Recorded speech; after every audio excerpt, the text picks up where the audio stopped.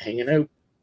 Nope. Waiting for people. Okay, well, I guess it just has So this pretty some little white computers thing. have more than one file that's called full photos, which is annoying.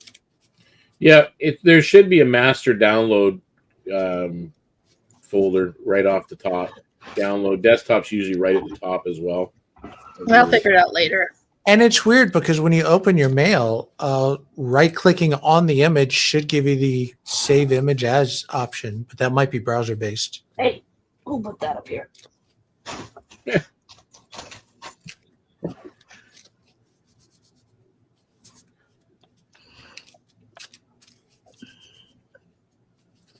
So how's everyone doing? Well, Pretty good. yay! Yay. We're here. We made it to a Thursday night. Yay! So what'd you guys do last Thursday night? I wasn't actually able to stay on. We just kind of hung out and talked a little bit, and I can't find my PDF that I have of Cayenne, but I'm working off the paper copy. yeah, it works. Whatever works for you works for me. But man, is that clipboard cold! I'm in shorts. I gotta find some blanket or something. Yeah, I've got mine. Have you started? Hey there, viewer. I don't know who. Someone's tuned in. Someone's watching. Welcome. Hey, welcome everyone. We haven't started yet, but we will soon. We're one of our players is running a little bit behind, and we will be kicking things off momentarily. Right now, we're just a bunch of people hanging out, talking about shite. That's the way it goes. So is this on, are you doing Twitch and YouTube or just Twitch or? Twitch, YouTube, and Kick. All three of them. And Kick, wow. We are live. We are live on all three of them. Oh, I thought you were playing the music first. No, the way we're going to do these episodes is we're going to start like this. Just hanging out in the screen, and then introduce ourselves as people. And then we'll do the intro music, very much like they do on Critical Role. They talk, they do their thing, and they do all the housekeeping. Get that in order. Then they do the start video, and then they go into the play after that.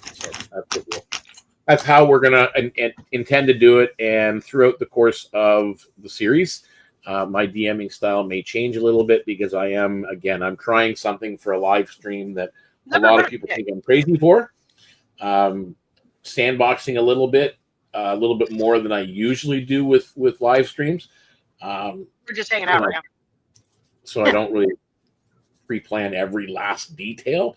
I have pages upon pages of written dialogue and descriptions, but I have to kind of pick and choose what I use and where I use it. And you guys kind of direct what's going on. That's how it works. So for people watching at this point, we are, as I said, a group of geeks and nerds and, role players, gamers, geeks, freaks, and everyone in between, as I always like to say. We are an all-inclusive community that we hang out on Discord, and we talk games, we play games, and we create games. The community is a community developed or a community helped project. Foreverland, which is Oiala-ndor, is actually the name of the demiplane. That Foreverland in Elvish, you said, right? Yeah, it's in Elvish. Oiala-ndor in Elvish means Foreverland. And all of our Discord community, they can add to it. They can create entire kingdoms and regions and cities and dungeons. They can add lore and they can bring their personality into the world, which then gets put into document form, and all of the people in our Discord get it for free. Everybody else that's not part of our Discord participation community can purchase it off of our Ko-Fi page, which, if you notice the scrolling thing at the bottom, you go to our link bio, it'll be in there as well. So you can find our Discord link, you can find all of our social links, and you can find the just making sure that I'm not missing anybody at this point. So yeah, but that's where you get it. Hello again, another person coming in. We are slow to start today. We are waiting for one of the players. And we're just hanging out at the moment. Everybody's just kind of finishing their dinners and chatting and catching up because it has been, well, for some of it, it's been a while.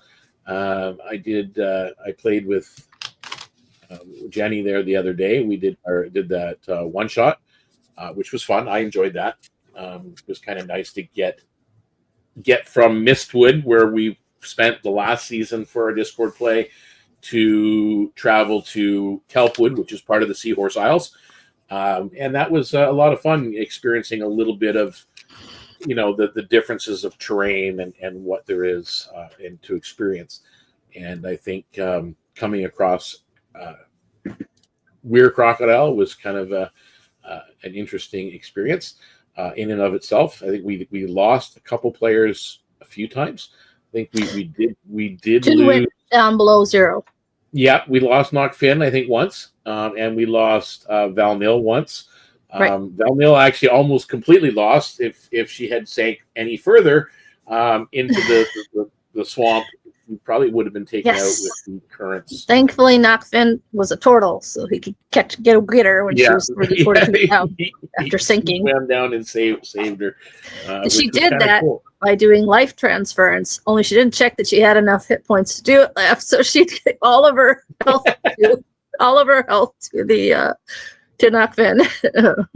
Yeah, we definitely had fun with that one. I do have one actually. I was going to get Brother Bear. I was going to I'm going to just quickly send him a quick message because he just messaged me. He's one of the newer players on the server. Yeah, and on the server in the new area that we're in Kelpwood, it's really neat. Yeah. I'm having fun. I've taken my other character, Fade Zamora, into there, and yeah, it's been fun. She's found an apartment.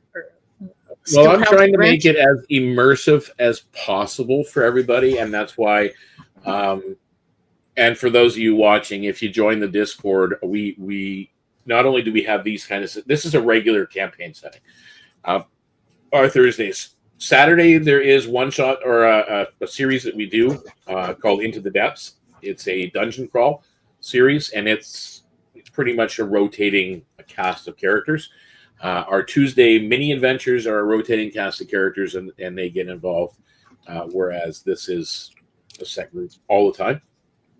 We have other games coming up. One of our DMs is going to be running a Purple Worm series of streams. For those of you that don't know what that is, it's faster Purple Worm Kill from the Dungeons and Dragons TV network, where the characters every week die. You roll up a new character that week, all first level, and at the end of the session, your character perishes. But you play the character to the fullest extent of the character because you don't have to worry about anything. You're not worried about, I got to save this and save. No, you're playing it as your character would be, and well, it is what it is. So it's going to be a little bit different. One of our other DMs, Lorelei, is also starting to run more games. She ran a session once, and she's going to be running some more sessions as well. So that's going to be, again, there'll be lots of games available for people to play. But on our Discord, there is 24/7. And we are adding everybody meet. Well, not yet, but she'll be in shortly. But yeah, so when you join our Discord, there's 24/7 role play that is text based that is in there, and it's a very immersive setting. And there's every region has its own category, and the Seahorse Isles is one, and the town of Kelpwood, which is where this season is taking place on the Discord. There's a shopping guide on there. There's the clothing guide on there. There's a trade and currency guide in there. So depending on how immersive you want to make your play, you can. Hello. Hello, welcome. Hi, sorry I'm late. Our viewers, we were just running a little bit behind, but yeah. So, and we're explaining kind of the basics of what Deacon's Table is all about, and where they can kind of find us and hang out with us and everything else. So, yeah, it's exciting. So, everybody's had fun. Does anybody have anything they want to kind of share with the community, or no, not really, not there yet? No, okay. Not yet. I know we have some people working on different regions as well. Jenny's working on one somewhere in the background. So Slowly. a new area. And I will tell everybody that's watching that right after tonight's episode, there will be a brand new release on our Ko-Fi page for a brand new region that is kind of touches on a little bit about what we're going to be playing today. So that kind of sums up what we are. I'm going to go around the table. We'll introduce ourselves as a person, not as a character just yet. But I will again want to say welcome to everybody, and I would look forward to you joining us every Thursday for Southern Expanse. And then again, you can tune in on Tuesdays for our mini adventures, Saturdays for our dungeon crawls, and join us on the Discord and play 24/7 whenever you feel like it, including solo roleplay. So that's all fun. So I'm going to start to my right here with the gentleman with the coral back in the background. That's Jorak, but we'll talk about Jorak later. And if you would want to introduce yourself and let people know where they can find you if you want to be found. If I want to be found, that's a good question. Hey everybody, I'm Ken. I go by Ken the Friend, and mostly in most social medias, I go as Ken the Friend. So you can find me. I'm mostly on Discord, or mostly on YouTube as Ken the Friend, but I may expand into other platforms soon. So good to have you here. We're trying to encourage them to do more things, do more. Yeah. And beside Ken is Naomi. You want to tell us about you and introduce yourself, and where can we find you? Are you moving? Are you there? Or are you frozen? I'm hear here, you. but I don't know if you guys can hear me. Yes. My computer's acting up really bad. It's okay. Your audio's go for it. I'm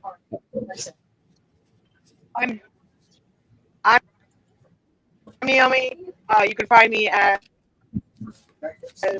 dag_crystal on most socials. I'm glad to be here. Yeah, good. Excellent. And then we have the person with the name Rin on the screen. Oh, is that my cue? Yeah. Just who are you? Who are you? Hi. How can people find you if you want to be found? I am Kerry Morning, and I can be found on YouTube and under Kerry Morning. I'm actually going to be relaunching my channel very soon, doing 3D printing and painting stuff. So, Awesome. Yeah. I'll tune into Yeah, I that. I haven't- haven't started painting some too. Yeah, it's been a while since you've done a live. You were doing a live stream there, so it'd be nice. well, to get I you don't know if I'll be doing lives anytime soon, but I will be doing like Recorded. sort of painting tutorials and stuff Excellent. like that. Excellent. So we'll Yeah. look forward to that, and we will definitely promote that once you get started. So, and beside her, we have Cayenne. Hi. Yes, I'm Jen, and you can find me on Discord at Deacon's Table or Discord handle Mama Cat. Awesome. Awesome. And I am Deacon Blues. Real name's Chris, for those that are in the know. And now you're all in the know. And you can find me on all the socials pretty much at Deacon's Table. And you can, again, the link that's scrolling across the bottom there, it's our link bio. That has all the socials, and you can find me there. But most of the time, I'm on Discord hanging out. So without further ado, we are going to get things kicked off and underway so we can start our very first episode of Southern Expanse. Yay! Yeah, how excited! About So, time. you know.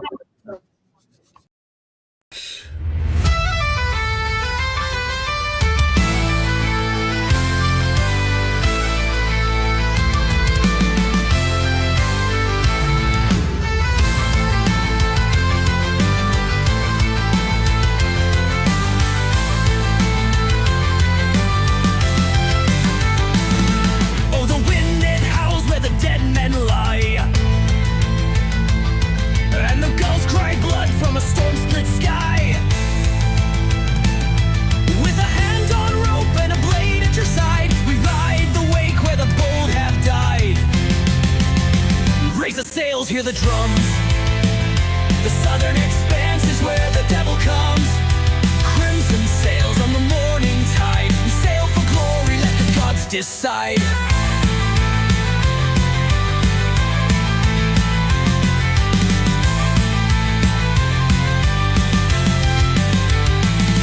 There's a whisper deep where the wreckage sleeps, of a vanishing isle and secrets it keeps. A cursed coin, a siren's kiss, a deal struck under the moon's abyss. Raise the sails, hear the drums. The Southern Expanse is where the devil comes.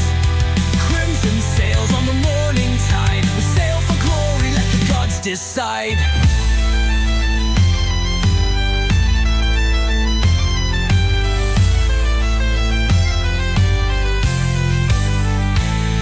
So drink to the drowned and the captain's lost, to the compass spun and the fates we toss. For freedom's bought with blood and flame, and every ship sails toward its name. Raise the sails, hear the drums. The Southern Expanse is where the devil comes. Crimson sails on the morning tide. We sail for glory, let the gods decide.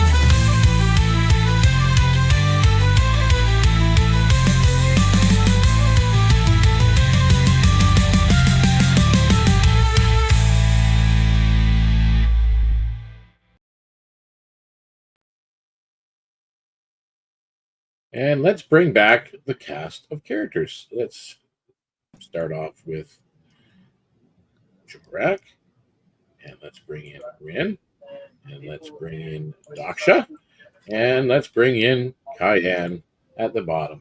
So at this point, before we get started in the actual game, I'm going to let every player introduce their characters. Who they are playing, what their ancestry is, and what their character class is. And everybody is level 1, just so we are all aware. And I'm just making sure that we have good volume. I may have to adjust volumes for people as we go, just in case. I think everybody's good, or should be good. But yeah. So below me, we've got. I better be careful how quickly I say that. It did not come out very well. Below me is Jorak. Oh gosh, I didn't even catch that. Yeah, I think some people out there in YouTube land probably picked that up. No. Yeah, Jorak, he is my Coralback pit fighter. Just a little standoffish, grumpy, just ready for some action. Awesome. And below Jorak is Rin. Hi, I'm Rin. I'm a artist Taishan dancer with a few screws loose. That's a good way of saying it, I guess. And then we have Explain Daksha. what the TARDIS is. I'm Daksha. I'm playing a Tusker, which looks like an elephant type folk. And I am a set. No, I'm correct. I'm pulling up the sheet now because I had to switch it around. Excellent. And Cayenne. Hi, yes, Jen here, playing Cayenne, or Shar. And Cayenne is, for species, a serpent tail, so it's a type of sea folk. So you kind of think more sea serpent, kind of lizardy, kind of serpentine. And she is class called a covenant. She has raised in a mangrove swamp and committed herself to a patron of sorts. Yes. And for those, again, that are kind of going, what are all these strange things that we're hearing about? in the These are Discord. all ancestries that are not to be confused, even though they may sound similar in some ways to existing Wizards of the Coast. Ancestries, they are different. And in many cases, quite different. The coralback is similar, but not the same as a turtle. We've got the pardus, which is like an old school catfolk, but different. The tusker, I can't remember what the wizards called them. Loxodon. Loxodons. And then Cayenne is a serpent tail, which is like a lizard folk. So that is what they are. And then they're sea serpent flare. Yeah, there are many folk. There are over 60 playable ancestries in Foreverland. So that's something to keep in mind. So without further ado, you guys have spent the past month basically fending for yourselves in the small port village of Rosendeep. It is definitely a pirate's haven. You've pretty much gotten by. Rosendeep never truly sleeps. The tang of salt and tar mixes with the sour reek of last night's rum. Fishmongers shout over the din at the blooded quay, selling illicit catches under the watchful eyes of black vulture enforcers. The creak of damp rope, the clang of hammers on hull plates, the rattle of dice spilling across an overturned crate, all bleed together in a humid morning air. For the last month, you have scraped by here, bargaining for work, trading favors, keeping blades close. You've seen tempers flare into brawls. You've heard whispers offers of smuggling jobs and watched crews fight for a berth on any ship worth its salt. But today, there's a strange tension in the air. Dock hands are glancing out to sea more than at their work. What is Jorak doing at this moment? Well, he's probably hanging mostly with Rin when Rin's out and about doing some mischief. For the most part, he's a little grumpy, a little standoffish. He is standing by the docks, just outside the tavern, just watching the waves right now, just losing himself in the environment, watching the ships coming and going. Okay, so you're kind of looking more out to sea and watching the waves and whatnot as you're going. Okay. With that, you said you're with Rin. Rin, what are you doing? As Jorak's off to the side, sorry. Rin is basically kind of flitting from perch to perch on the docks, a little bit bored and taunting some of the sailors and deckhands, just enough to annoy them, but not enough to flare them up to the point that they want to start something. Okay. Daksha, what would Daksha be doing during all this bustle? Well, depending on the time of the day. Good morning. Working at the docks where they're repairing ships and things like that. Or if it's during the time that she has spare time, she'd probably be under one of the trees near where like the children and some of the other individuals kind of hang out. She likes to carve wood, little like birds or other figurines, and tell stories. So that's probably where she's at. All right, so you're just off the main docks, so you can kind of see the bustle of activity, but you're in a quiet spot where you're doing your thing. But you can still keep you spot Rin once in a while, and the grumpy Jorak is kind of speaking to himself as well. He would Cayenne, try what and is keep an eye on Cayenne? him just in case there's trouble. So that makes sense. What is Cayenne doing? Well, Cayenne has just wandered out to the docks area and is looking around and finds a post to kind of lean up against and survey the activity at the docks and the ships coming in and out and loading. And she probably spotted a Daksha on the way out the docks under the tree. And Yeah, you see her off sitting where she often sits, doing her carvings, and you spot. Well, it's easy to spot Rin because Rin is intentionally trying to be the center of the attention to many, and then you do see kind of Jorak keeping watchful eye. A just ripple of lean voices. against the host and cross their arms and just kind of get a neutral expression. And if any of the little wharf rats or kids are running around and you can get too near her, she'll give a little hissing growl, scare them. Yeah, you do find that on the main part of the docks, especially in this area, not a lot of the younger kids. They're kind of off to the edge and more going out to where there's like the beachy area and some grassy area where Daksha's sitting under a palm tree, doing her thing. So you guys hear a ripple of voices, and it passes through Gallows Row, which gets its name appropriately. Heads turn towards the sea. Over the horizon, blood-red sails catch the gold dawn.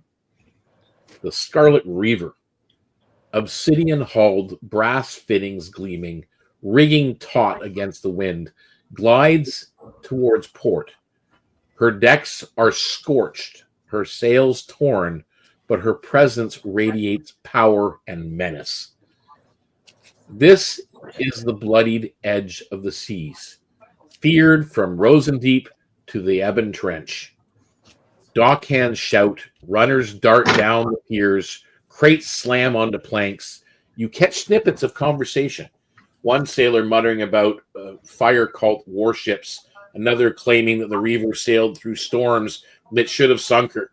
Some crew on the dock trade wary glances, while others smile as if seeing an old friend. So those of you on the docks, what are you doing at this point? Cayenne would make sure she catches Daksha's attention and points out the incoming Scarlet Reaver. So you make a perception check, actually, Daksha. All right.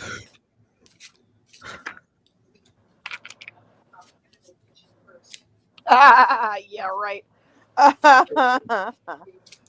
Let's see here. A 9. Okay. So you're kind of, Cayenne, you're just kind of doing one of these. You're not sure whether she spotted or not, but Rin, are you doing anything in particular? Rin becomes strangely and uncharacteristically serious and gets to where she believes the Reaver is going to throw the rope, and kind of leans up against one of the posts on the pier. Okay. And Jorak, you have noticed the ship. You've noticed where everybody's looking. Jorak is actually going to turn to Cayenne. I'm saying that name correctly. And he's going to pull out a dagger and start walking towards Cayenne. Wait, what? And as he gets to Cayenne, he holds out the dagger. It's like, made this for you. And it's a silver dagger from the trip we had together with you, me, and Ren. Oh, that's cool. Oh, hey. Excellent. Excellent. Cayenne would accept the dagger and, well, thank you. Thank you. Don't kill anyone with it. Yeah. And he'll walk back to the dock. The ship gets closer and closer and closer to port, and as it's starting to come up alongside the docks, a lot of the dock workers and dock hands are getting tossed ropes and tying off to moorings as the ship is coming in. And above the chaos, the sharp, commanding voice of Quartermaster Garrick the Raven cuts through, calling your names as everything is tied off. The Vulpus beast folk, his eyes are keen, his voice like a gull's cry on the wind. The gangway thuds into place, and Captain Darius Redblade Vane appears at the rail. Tall, coat unbuttoned, storm gray eyes fixed on you. We lost good hands between here and Kelpwood, he says, his voice is carrying over the water. You're up. Full shares. First run starts now. Garrick watches you closely. Quill in one hand, a manifest scroll in the other, already perhaps deciding on what he thinks of you. At this point, Doctor, you have noticed the Scarlet Reaver pull into port, and you heard that voice echoing out and calling of Jorak, Rin, Daksha, Kaya. So your names were called. All right. Then she would definitely respond and come over to the area. Okay. So always is always one of the she's always on time. She tries to be on time and everything, but she always is like the last person to line up, just because she's always kind of like watching her surroundings and stuff and kind of observing. That pretty much answers the next question I had, is how you're approaching the ship or approaching boarding. You're being cautious and taking the back at that point. How does Cayenne approach the ship or approach boarding? With confidence? Is it caution? Is it helping because you see cargo crates being unloaded and loaded?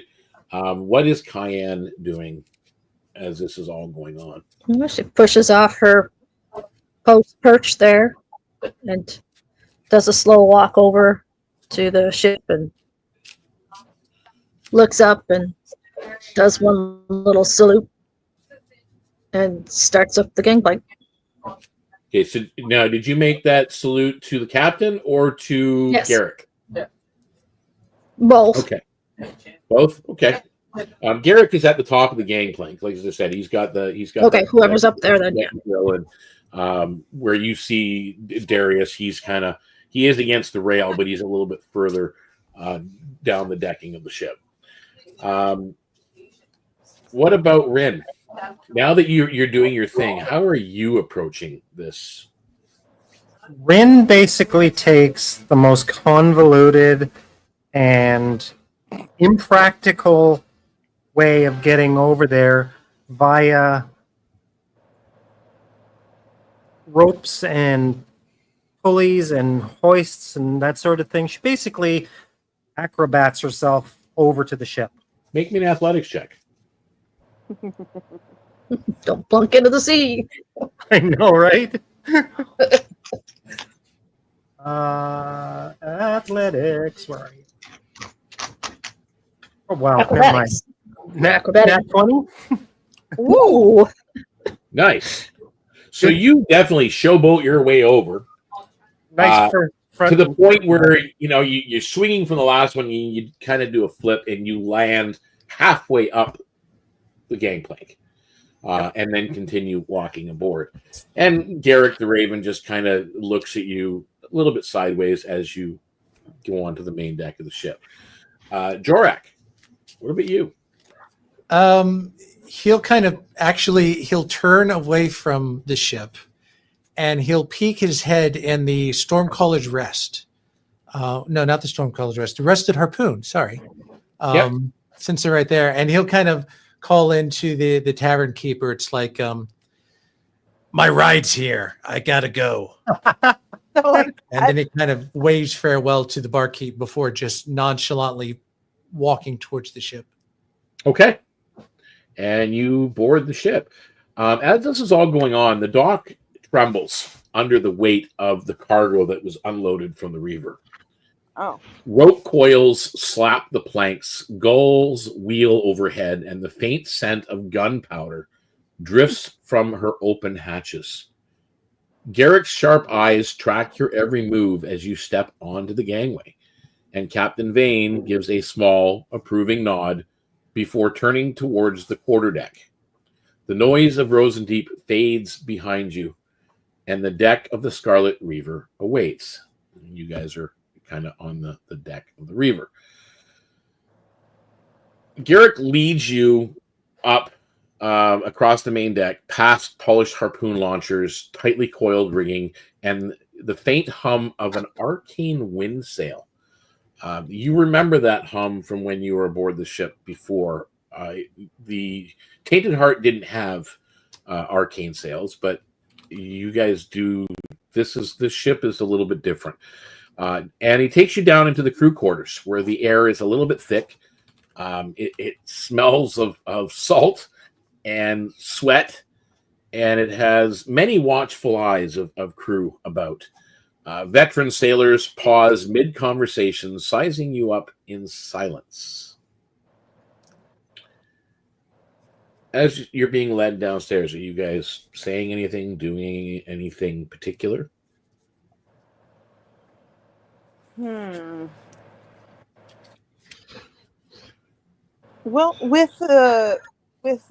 you were mentioning how there was like I've already lost the exact description, but how there was like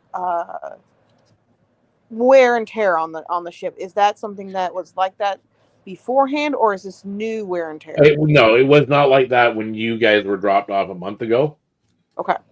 It's taken some serious damage here and there. It looks like it's been repaired to the best of some people's abilities, but it's definitely not. It looks like it's seen better days, for certain. And I'm sorry, who did you say took us down into the crew quarters? Garrick. Garrick. The quarter. Okay. Yeah. If there is a point where it seems like a good time to ask, Cayenne might. Well, was your trip profitable? We'll have to see. That's all he says to you. How did you lose so many deckhands?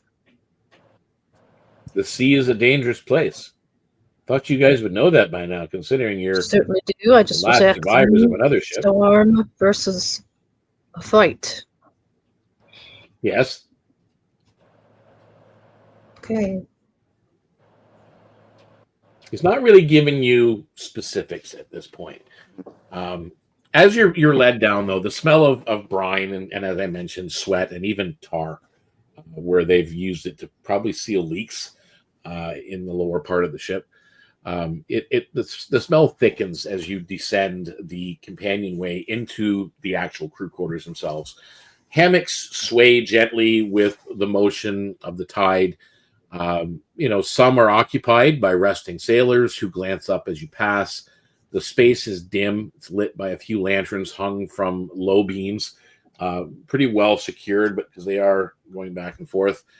And the scrape of whetstones and the creak of rope under tensions fill the air. Every pair of eyes seems to be weighing you, measuring your worth, or deciding if you'll last the voyage. Conversations fade into silence, replaced by a palpable tension that hangs between the hammocks. Yes, Rin.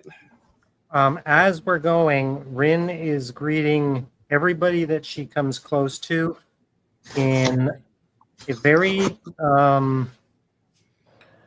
cocky and obnoxious way. Okay. Letting them know that she's absolutely chill. Like she has absolutely no, hesitation or fear in her body whatsoever. Okay. With that, let's do an intimidation check because you're trying to. You know what? I'm here, and don't mess with me. FAFO, right? Yep.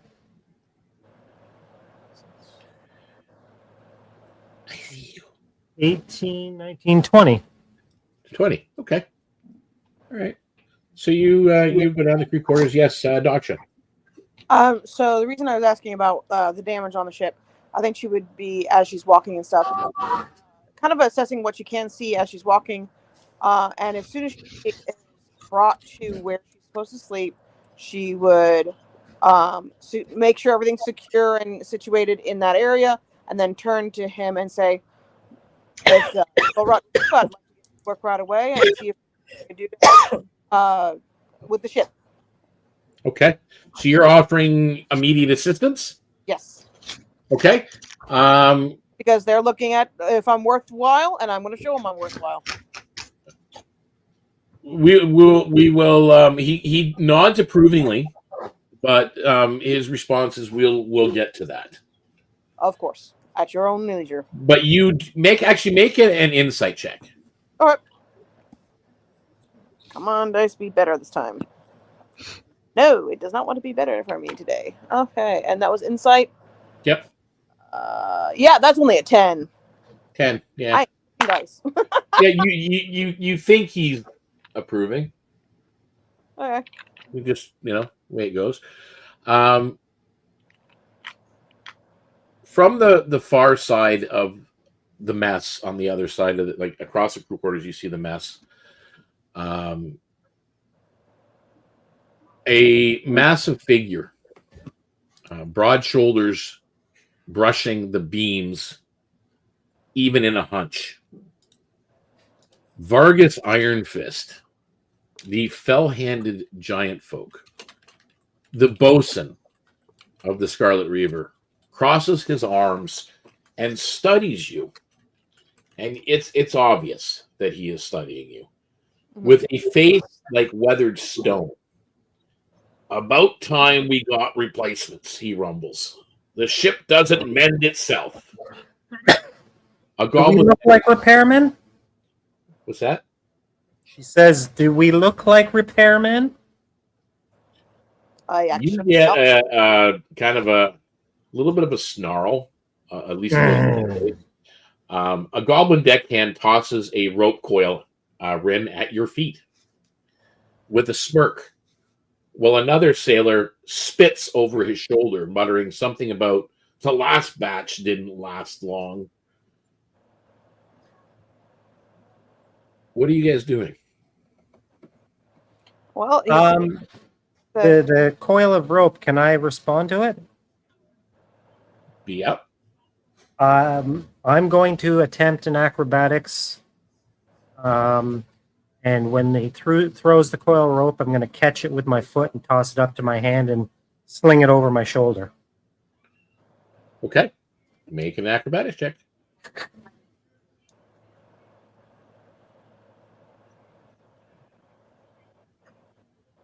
$14? Yep. You manage to do just that, and it ends up over your shoulder. And I Jorak. turn with a smug look on my face. Thanks. Jorak, what are you? How are you responding to all of this?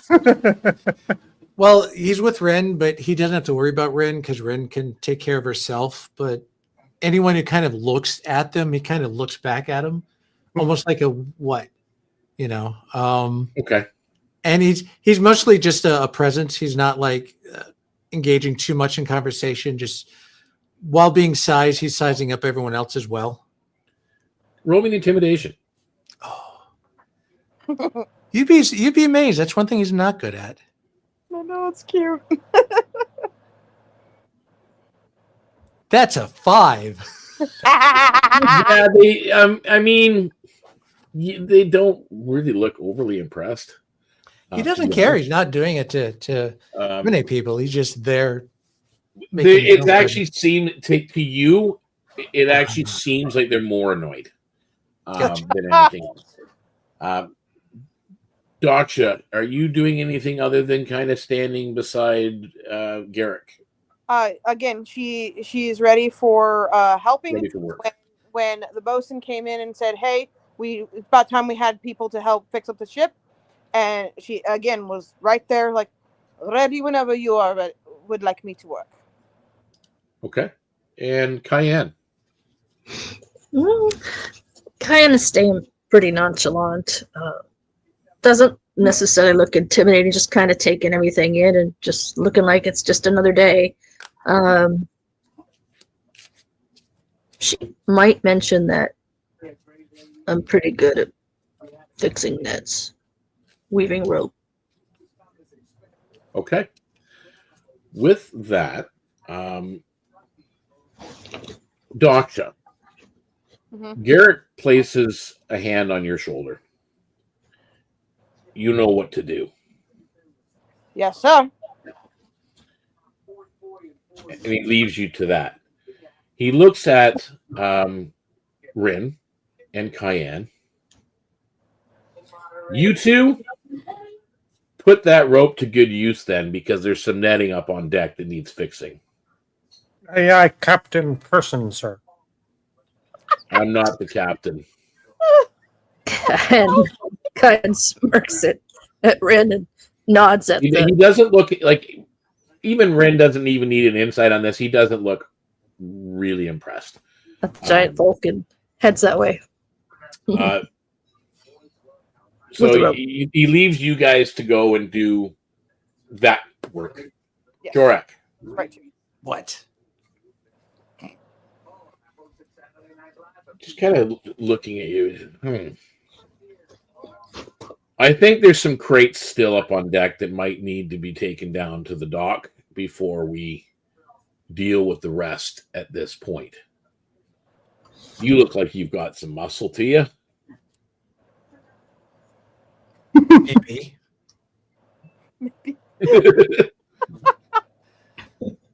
I'll get at it. Okay. Seems So as for the wide next- as you're tall. For the next probably an hour or so, or probably a couple hours, Rin and Cayenne are working with rope. Cayenne basically repairing some of the netting, and Rin kind of tying down extra parts of the sails that had been tattered and torn. And Jorak, you are loading and unloading a few things from the docks. And of course, Daksha, you are being put to use repairing parts of the hull, using the tar, using some cutting tools and whatnot to I mean, you've done this kind of work before on the Tainted Heart, so you kind of know what you're doing. Yep, and I was doing that all through being at the island as well. So she's got her ways about it. You know, she knows what she's doing. You guys are, as I said, a couple hours go by and you're doing this, and pretty much now the netting is repaired. The ship has been loaded already with everything it seems to be there, and all the stuff that was put on the docks has been moved away already. And Daksha, you think you and some of the other crewmates have found all possible leaks and made sure that was dealt with. So you are once again standing on the deck of the ship up top. And a scarred gnoll, a deckhand, he steps forward. Kind of his hair, his fur raised up. Looks a little wild. The name's Boroteth, he growls. And you are standing where my cousin used to sleep. And he's looking at you, Jorak. And you're basically standing where there's a couple of barrels placed against one of the mast. And it looks like someone probably could curl into a ball there if they wanted to. But he's just kind of looking at you as he says that. And his eyes flick over you with very thinly veiled hostility. A few sailors actually lean forward at this, eager for some kind of outcome. Even Vargas is watching, but doesn't move to intervene yet. He'll look over him. It's like, where is he now? He's The asking bottom Barry. of the seas. He'll pause, take a look at him, and he'll take a couple steps out of the spot. And he'll actually say, I'm sorry to hear that. Okay. And he'll kind of leave it at that. Roll Giving me a him the- persuasion check. Ooh. Persuasion. That's a 6. Okay. Okay. The rest of the crew's attention lingers as the tension fades. Vargas gives you a measured nod, Jorak. Whether in approval or warning, you're not really sure, before returning to his work. Conversations resume, but now with a few more glances cast your way, some curious, some appraising. The Scarlet Reaver groans softly as the tide shifts, and somewhere above, on the aft deck, the back, I believe, you hear Garrick barking orders to prepare for departure. The smell of spice grog and pipe smoke drifts drifts up from the galley. Garrick's voice, however, up top, it now calls for you to join Captain Vane for your first mission briefing. I just got to scroll ahead. I answer the call. Okay, so you're answering the call. Everybody else, I take it, is anybody not answering the call? I'm Not the best answer. I'm looking at Rin. You said it's been about an hour that passed that we worked on the ship. Well, it was about 2 hours you were doing the work. I'm a very studious sailor. I know my what I have to do. Okay. Of course, I'm going to make my way there after I cause a little bit of trouble. So you guys at this point are led actually down to the galley. Garrett comes down and leads you to the galley, and the smell of spiced grog and pipe smoke grows stronger as you make your way through the crew quarters to the galley of the ship.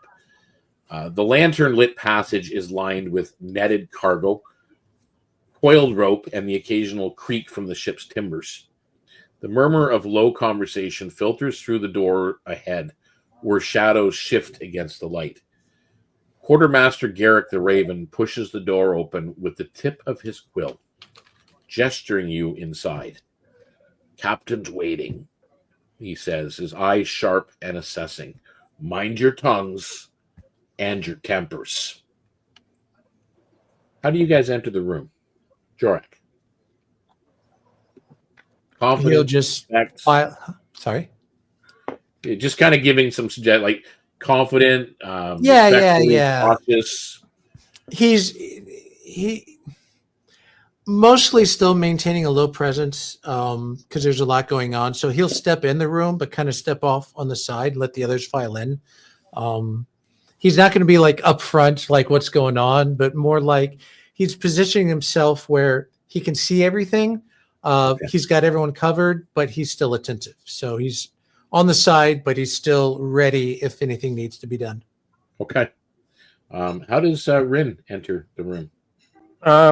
She seems a little bit bewildered, and she's looking at her tongue as she walks in. Oh, my word. I knew that was coming. Jeez. Sorry. I'm looking seeing if I can find an image here to bring it up on the screen if I can find it. And it is right here. This guy. And can I bring him onto the screen? Does it work? No, it does not work that way. That sucks. So I have to do this. And this one. This is who you're facing in the galley. So, Daksha, how do you enter the galley? She enters very confident, but she is very similar to Jorek in the sense that she will step aside so the others can come in. Well, it's usually last, but she'll step to one side where the two girls are in the middle, basically. Okay. And then she is just as attentive on looking at her surroundings, but also making sure she pays attention to the captain. Okay. And Cayenne, how are you walking in? She walks in, finds a clear space to stand, plants both feet in a shoulder width apart, and clasps her hands behind her back together, behind her back, Okay. and nods. Waiting. So you kind of walk in, and you're observing the galley. Now, you guys, this ship is bigger than the Tainted Heart. The galley on the Tainted Heart was just that. It was where cooking was done. Mm-hmm. This is the mess and the galley, like it's all one larger space. And there is the captain's table is there. The galley is alive with the soft sway of lanterns and the scent of salt, and you smell that pipe smoke again.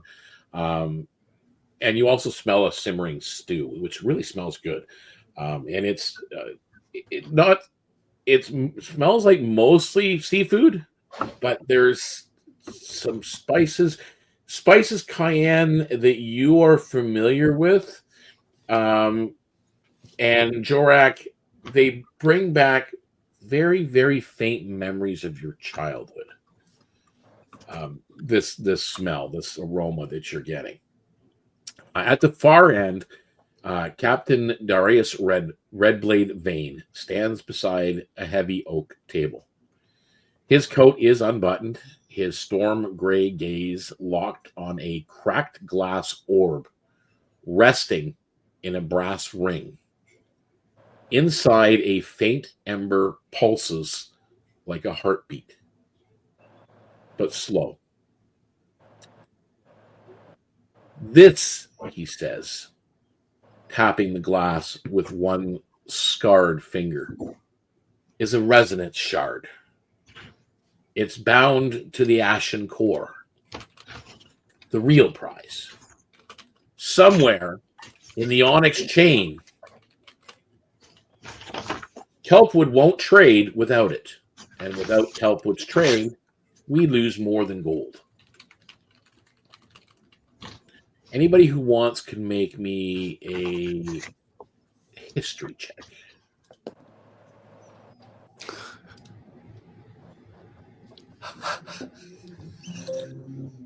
That's a nat 1. Oh my word! I'm changing my dice. Oh, my, yeah, you're just having a moment, my friend. You're having a moment. Do you need this? Sure. No, I've got a dice chest. Get that dice jail out. I know, right? 14 for Daksha. 11 for me. 14 to Daksha.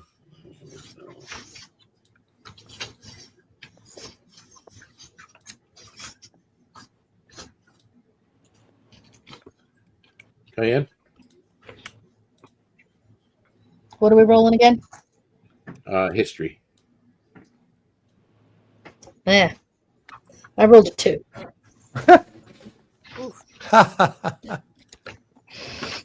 You and Ken. Okay, so one of you rolled above. Who rolled was it 13? 14 for me. 14. I'm just looking at what you discern or what you remember. You, through your studies in the monastery, well, in 2 different monasteries, you remember stories of something called the Ashen Core as a volatile relic tied to a series of volcanic islands in the Southern Expanse. It's magically, very magically powerful. It has this inner ember light, which you see like this shard, but this is not it by any means necessary. Well, no, yeah, that's just like a little teeny spark. I mean that you've heard about it. That's kind of what you know. It's a very powerful magical relic that is tied to these volcanic islands. Okay.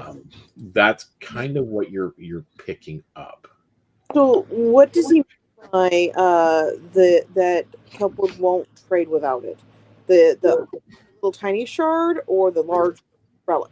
But well, he did mention he kind of pointed out that this is a resonant shard, and it's bound to the ashen core, Right. which is the real prize.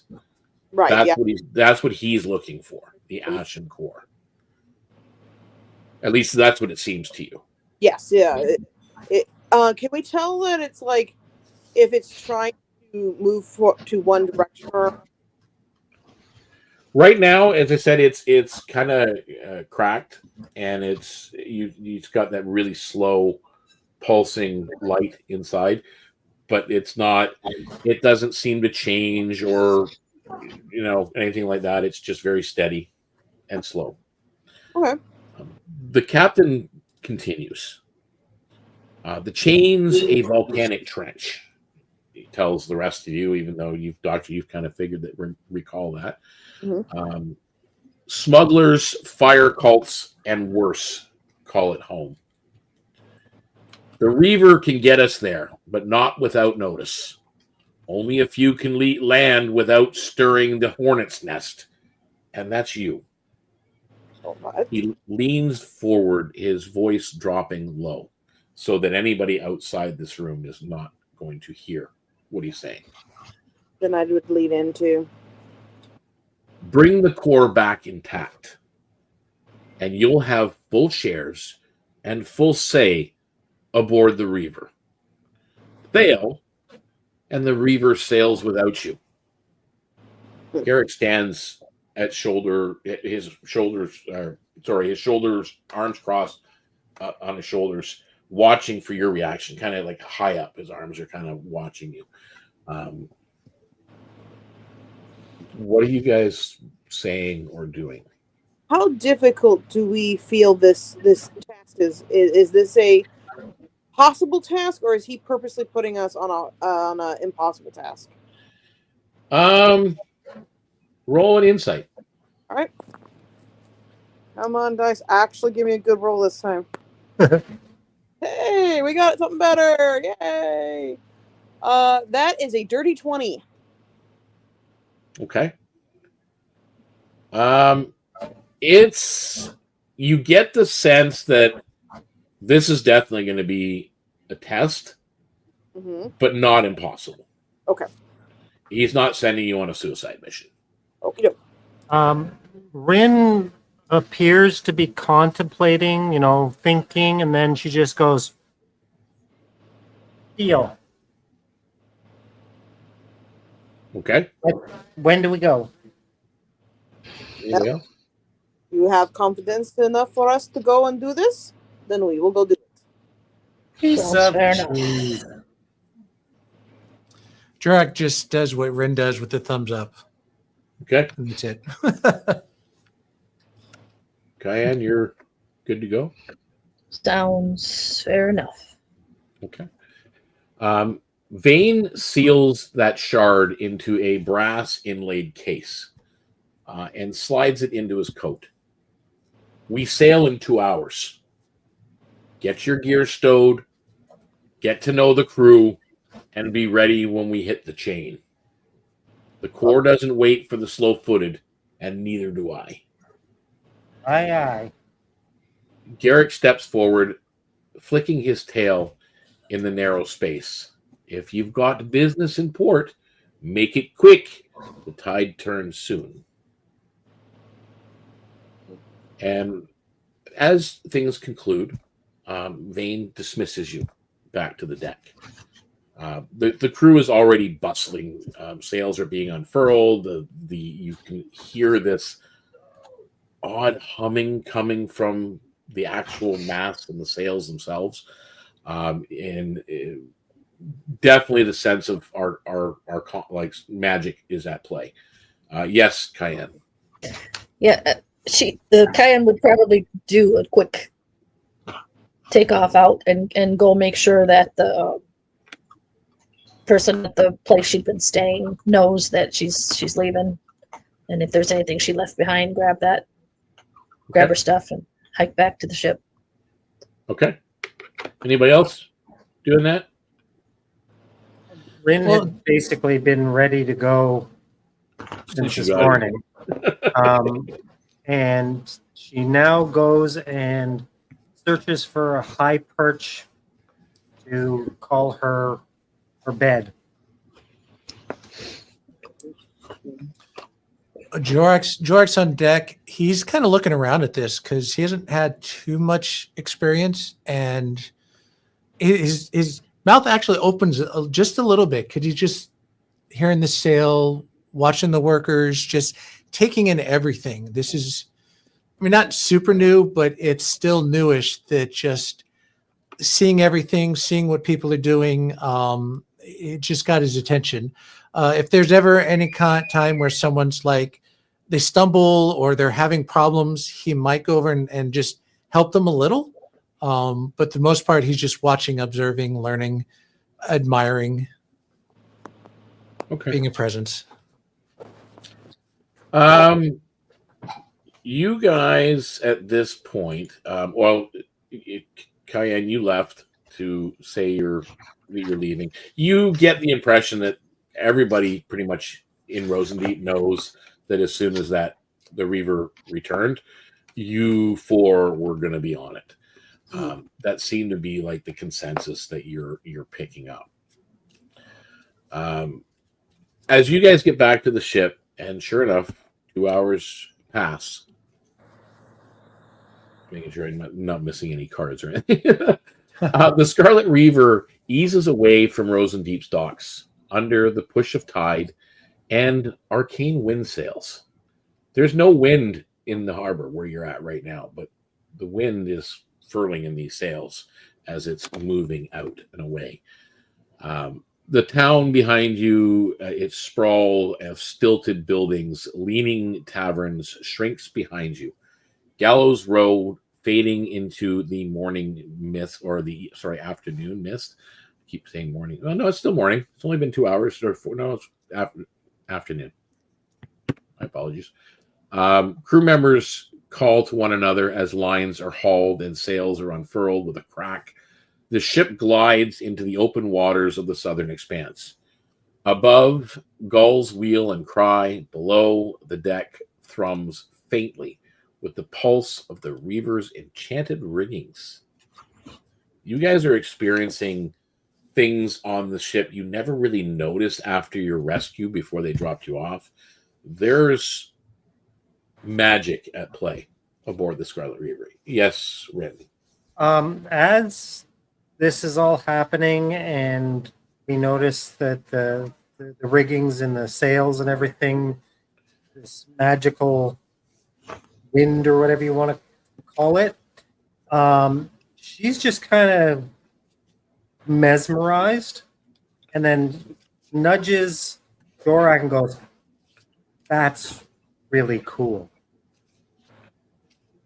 Like she's genuinely impressed. It is.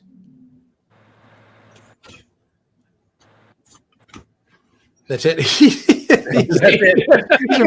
Want to make sure. So is just to kind of to ask, is anyone helping with helping with the riggings? Is anybody helping? Yeah, obviously. You see the navigator. You see them kind of plotting course with maps and charts.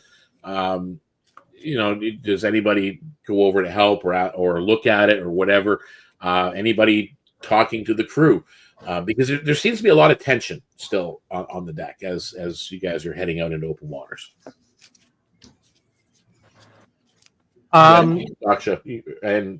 Doctor first, then Cayenne. I seen the cards. Sorry. So first of all, when you were saying that we were getting ready and stuff, we knew when the Scarlet Reaver was going to return, so Doctor would have already been packed up and would have taken the time, like the captain had told them to do, getting to know the crew. The way she would have done that is would have put herself to work where she could, and while she's doing that, talk to the crew that's near her. That way, she is putting herself, showing that she is useful while also obeying and getting to know the crew. Make me a persuasion roll, actually, Doctor, while you're working alongside the crew. All right.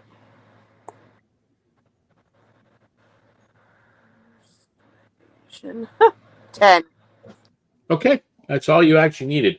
You find that the crew that you're just a little bit more than a handful of crew that you're working with, their tensions kind of calm when they're around you as you're talking and you're doing your thing, and they're kind of watching you work and picking up on things you're doing, and you're picking up on some things that they do, and vice versa. So you're actually working very well together as part of the crew.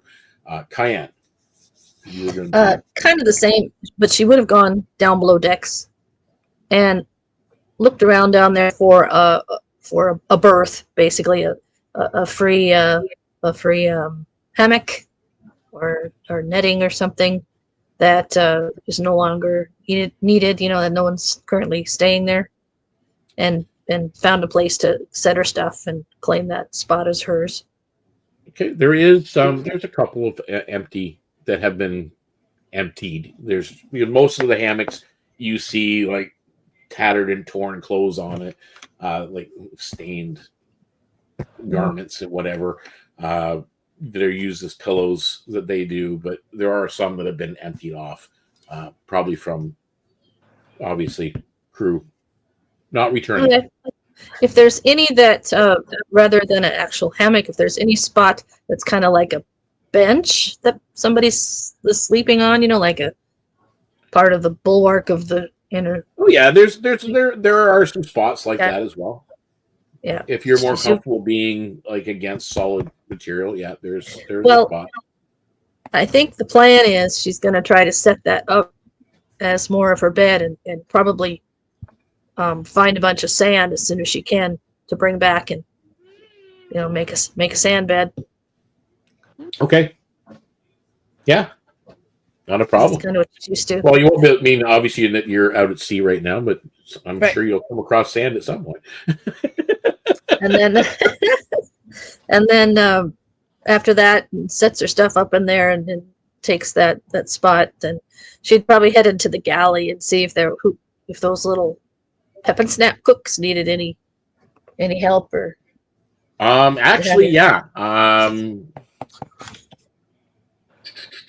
You see. Just because that's what she felt like doing today. Actually, with these two, make me a sleight of hand.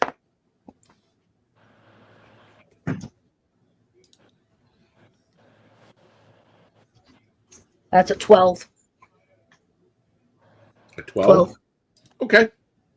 You actually keep up with what they're telling you, and as they're throwing things at you to put into a pot and put this here and chop this, and they're funny, and it looks also like they're wrecked as they're cooking. Just so you are completely aware. It looks like they're stealing things from each other and making a stew, and yeah, they're just quite the comical pair. Anybody else doing anything? Once Rin has picked her jaw up off the floor and realized that she's got work to do, she gets to helping with the rigging and all the stuff that she used to do on the Tainted Heart. Okay, athletics check. You said athletics? Yep.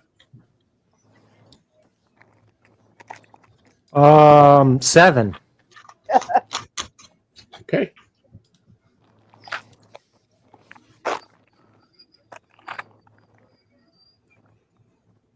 All right. And Jorak, are you doing any of those things as he's not the one doing the talking. He's letting Ren do any talking, but he'll like be by Ren's side and just kind of help with the rigging and everything else. Just a silent presence. So you're going to help. So actually, I'm going to count that as a help action. So Ren, you can make me another roll for advantage with it. So that'll. Yeah. Thank God. Oh, Careful. 19. 19. Okay, which is I choose that one. which is good because you were about to find out that you had damaged the ship. Oops. Careful with that. No, Yeah, that wouldn't be good. I got it.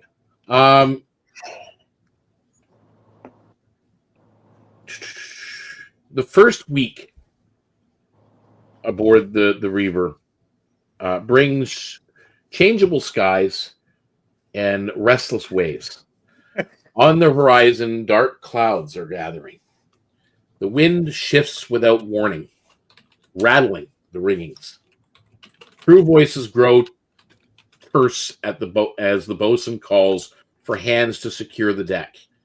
Rain spits against your cheeks, and the deck begins to pitch, as with the rolling of the waves.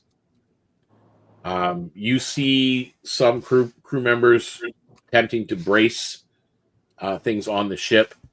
Some are watching the storm, kind of paying more attention to that. Others seem to be offering support to one another because it looks like there is a little bit of uneasiness among some of them. What are you guys contributing? I ask the oh shoot, what's his name? Garrick Garrick the Raven, the quartermaster? Yes, him. Yep. Trying to remember what the position was. Quartermaster. I asked him, we're a little unfamiliar with these magical sails. Is there anything special we need to do with these? Just make sure they're secured. Same as normal? Yep. Gotcha. When I get to it. Okay, so that's what you're going to be doing. Anybody else? Well, before they got to where they were doing the work of getting to their final launch point, Cayenne would have made sure that she was seen up on the deck with her arcane relic, her black eye, doing some sort of chanting, meditating, holding the eye, looking out at the sea. All right, so you're kind of trying to read the storm type of deal, and see what's going on. All right, and anybody else? Jork will check with the quartermaster briefly. Are there any forges on this ship? There is a portable forge down in the lower hold, but now's not the time. If you need weapons sharpened or derusted, let me know. Okay. He with that he actually runs off to grab a piece of a rope and tie down one of the sails that had gotten loose. As it works. So I need those of you, or Cayenne, you're going to make me a survival roll, and Rin, you're going to make another athletics roll, please. I have a question. Yeah. With me being more of a person that works with the wood part of the ship, I don't know what my position or what I would do during this time. Do you have any idea what would be the most? You're probably just doing general helping. Definitely not strength based. So good. You're just helping. You're offering a support role. I can't see that, Jenny. Would you roll? Yeah, I'll try to see if I could. I'm just playing with camera. Sorry. That's an ad 20. 20, nice. And that was on your survival. It seems to be a bit of a doozy of a storm. 23. And it's coming right at you. And how about that athletics, Ren? How did you do? 16. 16. Excellent. So everything seems to be tied down. Seems like the ship is ready. and you manage to get through the storm, and it's rough. It goes on for about a day and a half that the ship is rocking and the waves are crashing onto the deck. Most of the crew is ordered to stay below. Only essential hands up on the deck itself during the storm. The captain, however, has not left the aft deck.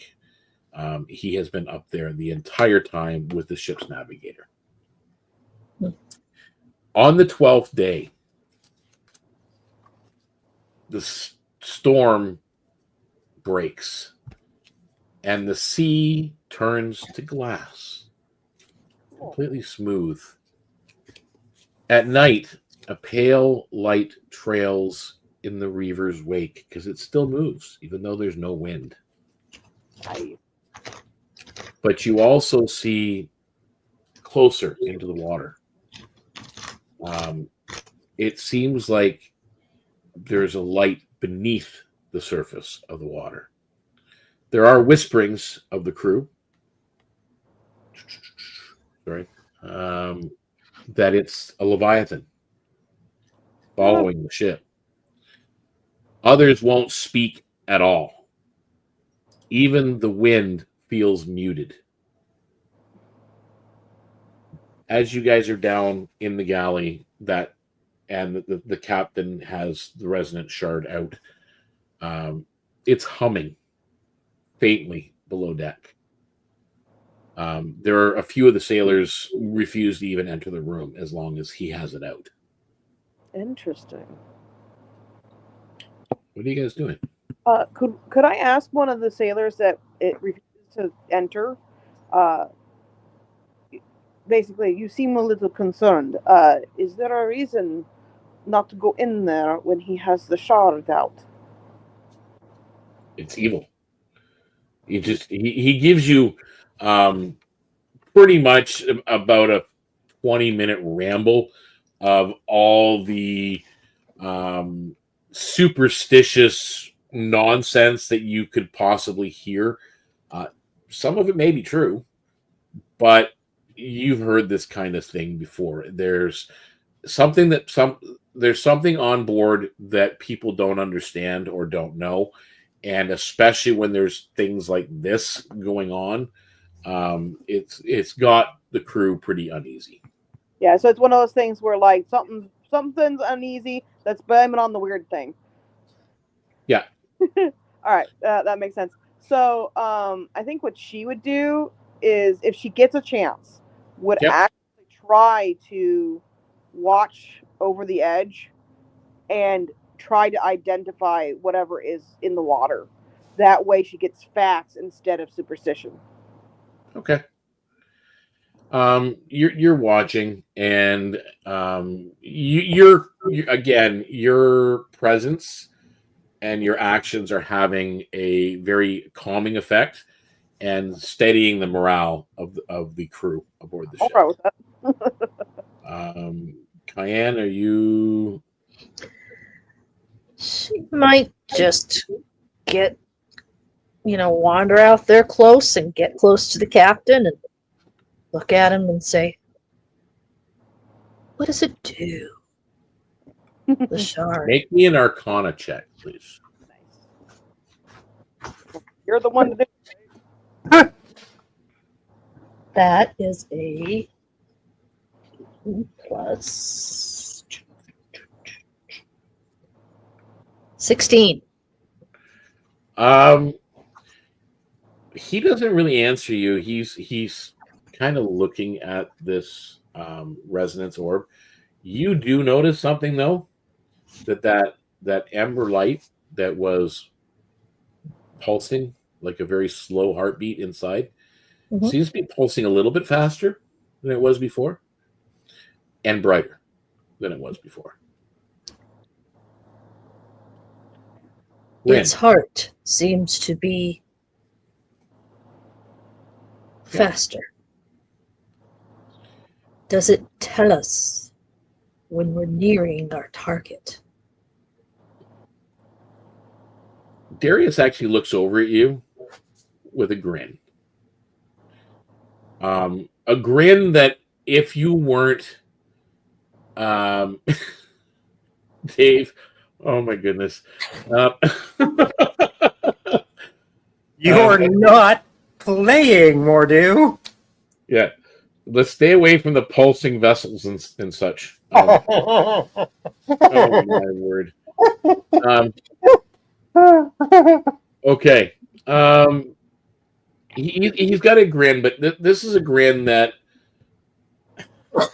if you were an average person, you'd probably be peeing your pants.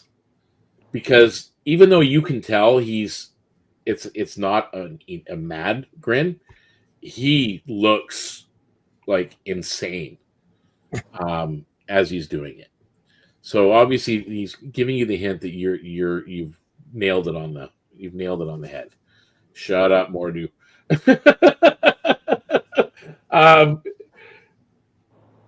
Jorak, are you now that, as I said, during this time, and the ship is continuing to sail, it's not slowing down. I make an attempt to place my ear to the. No, I'm kidding. He looks a little sadder. He's actually looking more up than anything. It's like it's an ugly day. It's kind of it's a boring than the last view.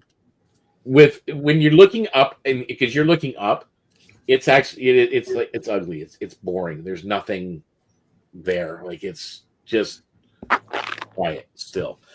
Rin, were you doing anything specific? She's trying to figure out where the light is coming from. Okay. You're looking again, so you're looking down into the waters. Make me a perception check.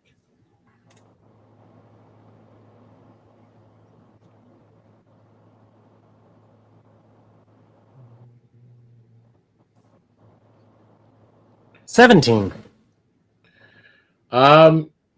It takes a while, and you're watching, and as I said, this is days are going by as you're sailing, and you're watching, and this is how you're spending the time, and you're really trying to investigate and figure it out.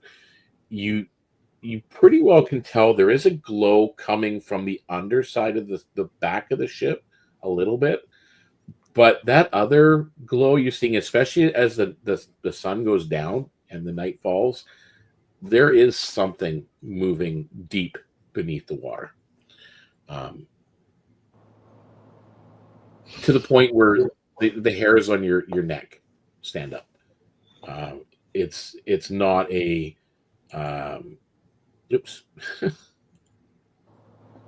it's not a comfortable feeling when you see whatever it is, and it's deep down under the water, and it's large. I go up to the quartermaster and I let him know what I've seen. You've seen the Leviathan. It's not a Leviathan. Come on. Very well. And he puts on this, and again, keep in mind he's a Vulpus, and he's got a grin on him as well. That it's like a fool's grin, and he goes, very well. It's not a Leviathan, and he walks off. Interesting. Rin just rolls her eyes like, oh my God. As these days go by, land at last. You can see in the distance jagged volcanic peaks, wreathed in smoke as it rises from the horizon.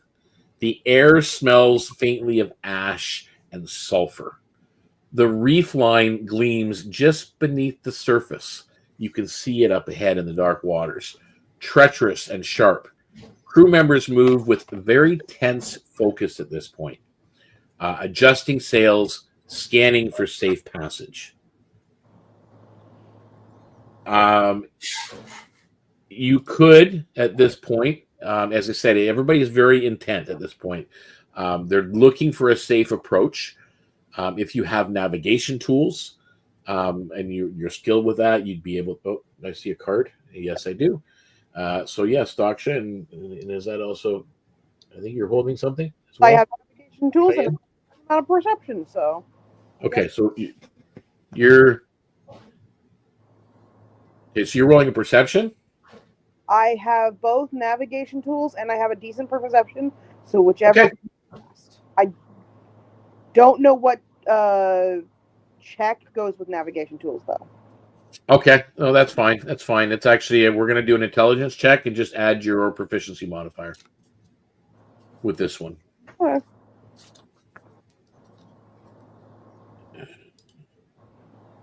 All right, that is efficiency.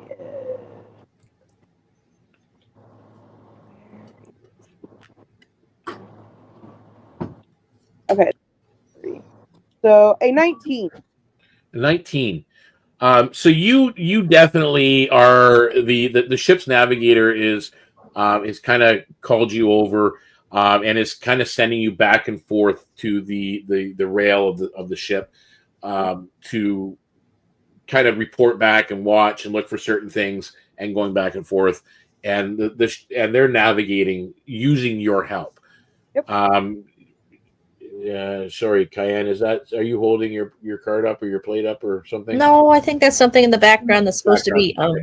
Sorry, it's just the image is small here for me, so I was just having a hard time seeing it. My apologies. That is this. There are some. I moved him. There are some chains and such on the ship that during that storm had broke. And you have the bosun approaching you, Jorak, to take some of this chain and repair it. Because you said you can use a forge. Yeah, and it's an ugly day, so he has no problem leaving the deck to do that. Okay. Okay. So you can make me a wisdom check, please, and add your proficiency modifier. You're going to make me roll what? Yep. Because you're a weapon maker, generally. Yeah, but that would be an 11. Actually, that's My all you best needed. roll tonight. That's all you needed. You managed to repair the chains. So that they are able to re-secure parts of the ship as they're making these. The closer you are getting to this, again, this is an underwater, like a trench, the volcanic trench, and you can see the steam rising up from the ocean floor, and the bubbles and the waves and the currents and there are jagged rock, obsidian rock everywhere. So it's definitely a very tense moment you guys are going through. Is anybody good with animals? Animals. I've got. Does anybody have animal handling? Because there are animals. I do. Just a +1. I do. I got a +1, yeah. +1. Okay. So Cayenne and Rin, you guys are asked to go below deck to where the animal pens are in the hold.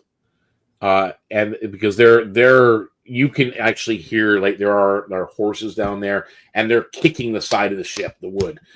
They're a little bit freaked out because the ship is, even though it's being very precise in its movements, it's rocking a lot. And there's a warmth now. You can now start to feel the temperature rising aboard the ship. Like, it's gone up about 10 degrees since you started navigating towards this island in the distance. So I need you to make an animal handling check. Both of you can do that, Okay. or you can do a help action, and one of you can do it with advantage. It's up to you. I rolled it good. I rolled a good number. Okay. Me too. Total All right. 19.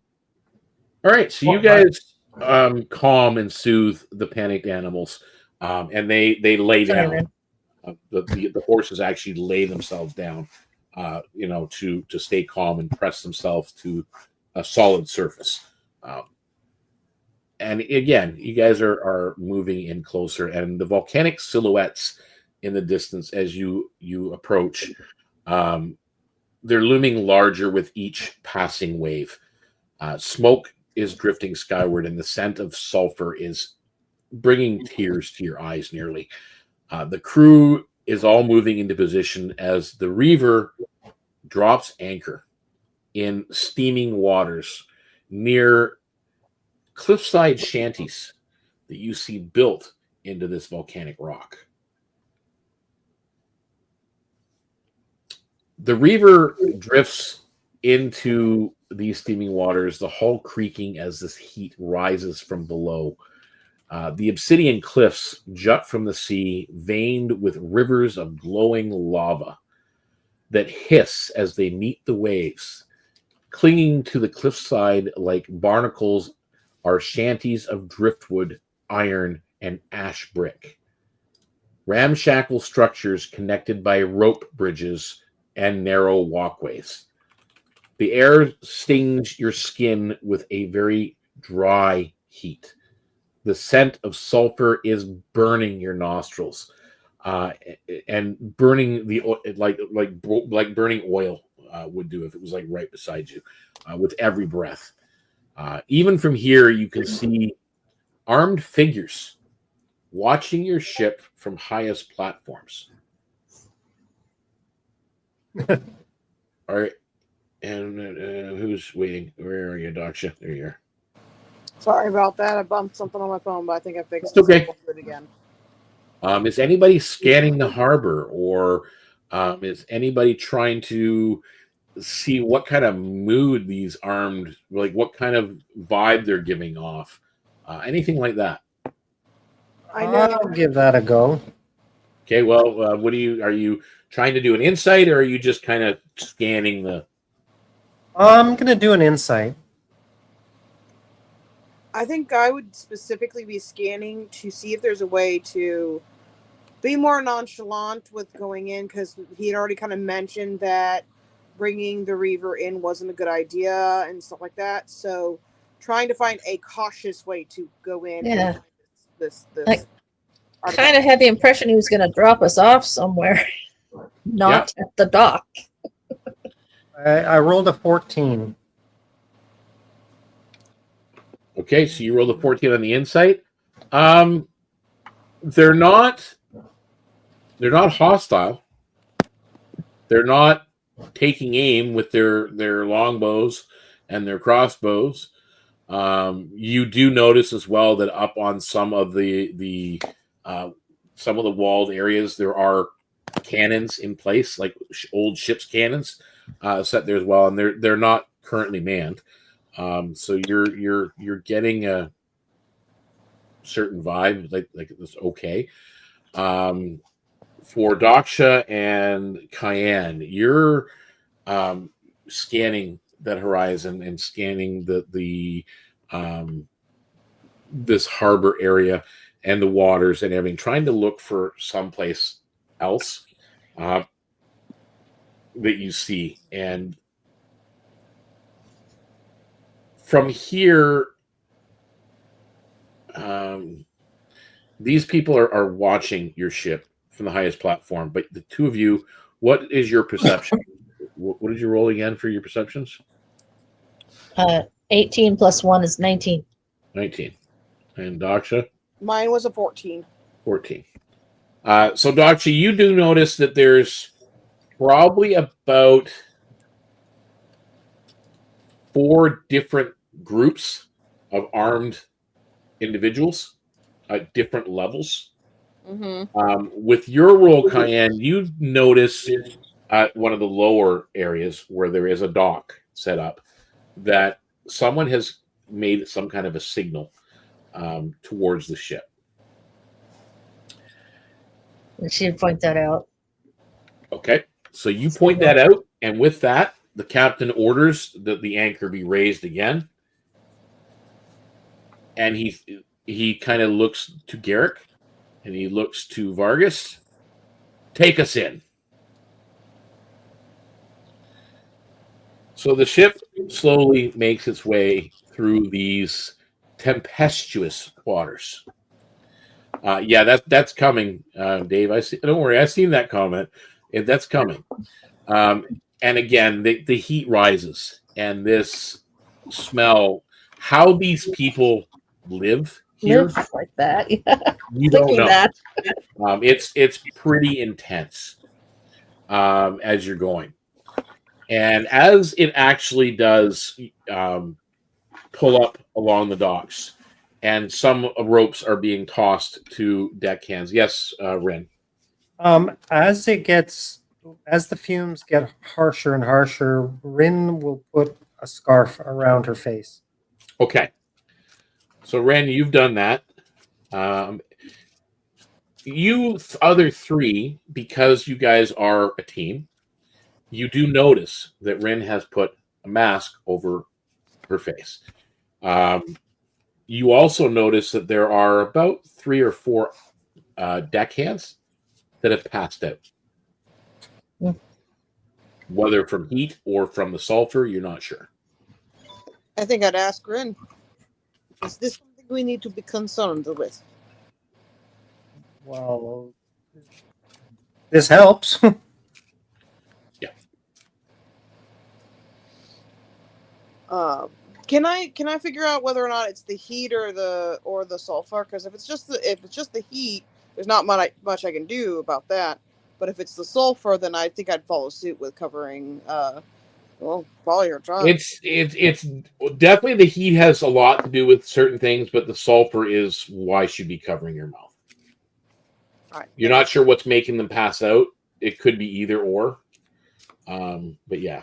So Cayenne, you have a card up? I see. The heat and maybe not so much the sulfur affects cayenne as much as it might some other species, but the dryness is making her have itchy shudders happening down Your her scales, yeah, it almost feels like your scales are peeling off. You might Like want to put down a cloth or something. Yorak, are you She takes taking a note? scoop out of the water barrel and dumps it over herself.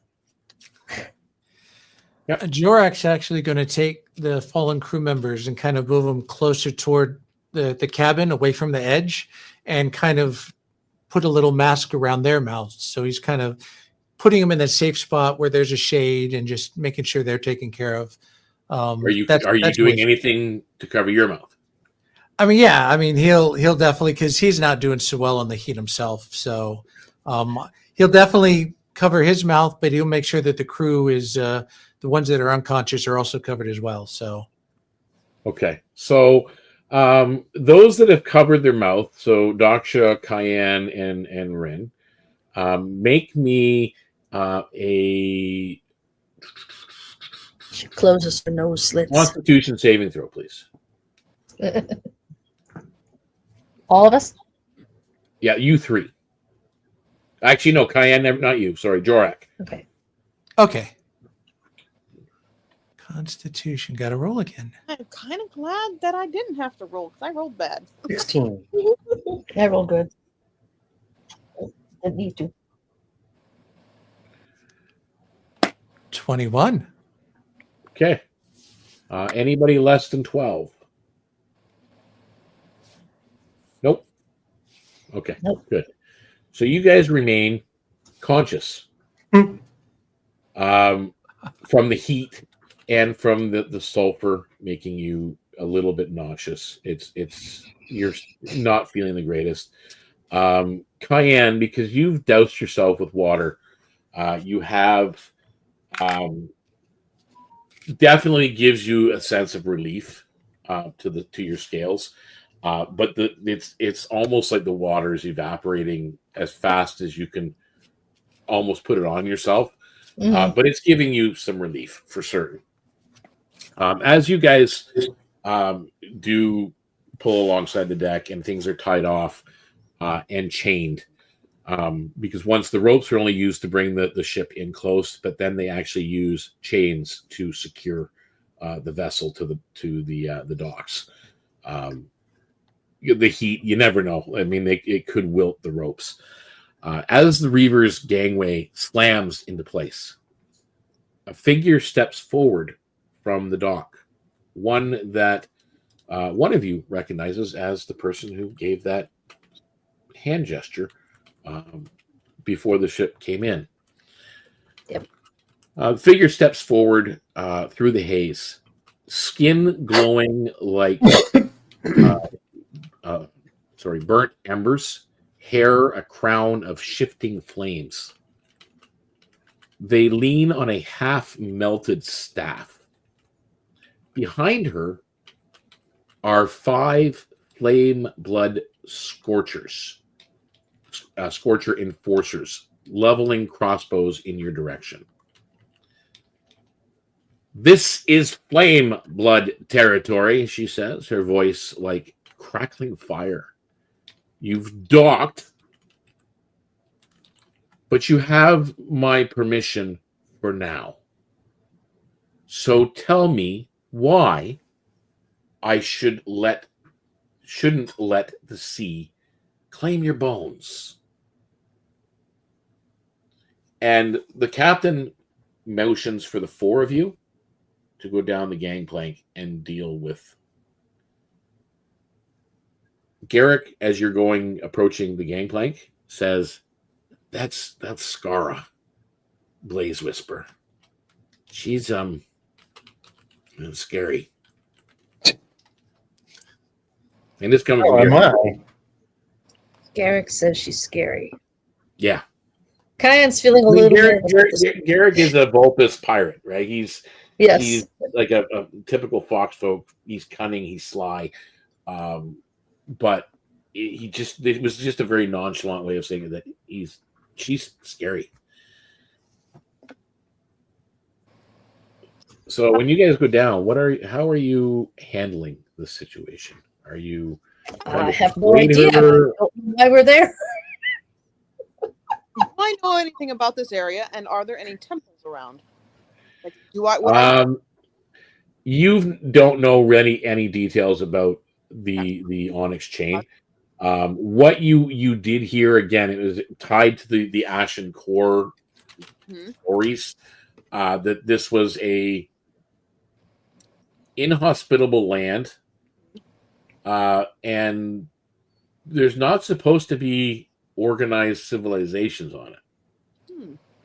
So this is kind of a surprise, because this is definitely a structured civilization. Yes, Rin. Rin kind of leans over to the captain when he's gesturing us to go down the gangplank and deal with this. Any rules of engagement? Don't get us killed. Aye, aye, Captain. He seemed to emphasize the word us. Mm-hmm. Not necessarily you, but us. Mm-hmm. So Rin confidently stomps down the gangplank and squares herself off with the what did you call her? Skara. Skara. Planting her hands on her fists on her hips, and says, "Greetings." Okay. As I said, why should we not kill you and just throw you in the water? Why would you do that? Why not? Well, it's not very nice. You hear raucous laughter from those with the crossbows. And one of them, actually, you're down. Actually, you're probably the big ears of Daksha. Roll me a perception check.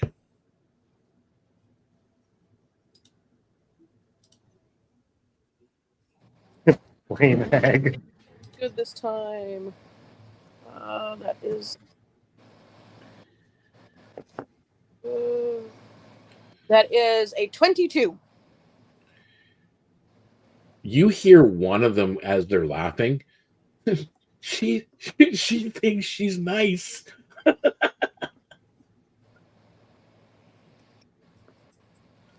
Well, I can tell you one thing: I am a useful individual to have around, because I heard him say that my friend here thinks that your leader is nice. meaning I can hear quite well. So why lose out on good skill? Oops. Dang it. Sorry, I'm trying to find a certain screen that's now missing. I don't like it.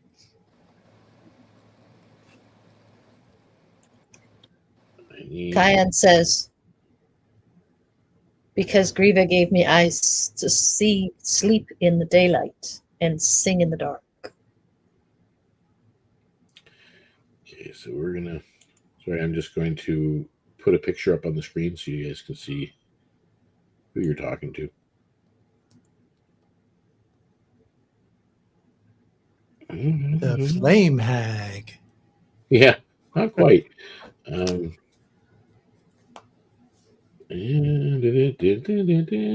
is all my stuff? And there it is. There. And it would be Skara. That is Skara. Yeah, she looks angry.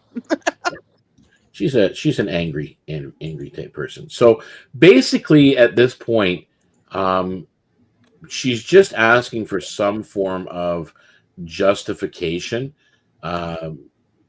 as to why they shouldn't kill you. You could attempt to persuade her. You can be truthful, of course, if you want, or you can attempt to deceive. You can attempt to intimidate. But I mean, looking around, it's probably going to have to be a really high roll for that one. But that's up to you. So I think we'd try a persuasion, something like, I'm sure that we can come with a good trade or gold for letting us get to where we need to. Everybody who's involving themselves in this negotiation could make me a persuasion roll. Okay.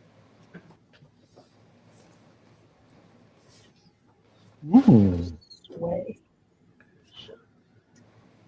14 for Daksha. Okay. 18. Okay. 22. Okay. And with the way I'm rolling, George the way I'm rolling, he's doing his intimidation attempt.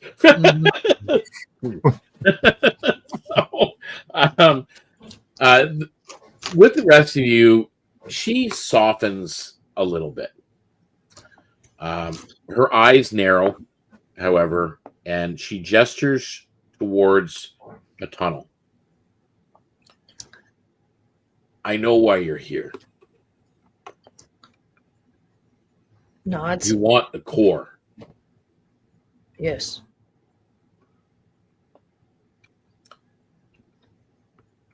There's this cut into the cliffside, not far from where the docks are. There is a definite tunnel that has been carved.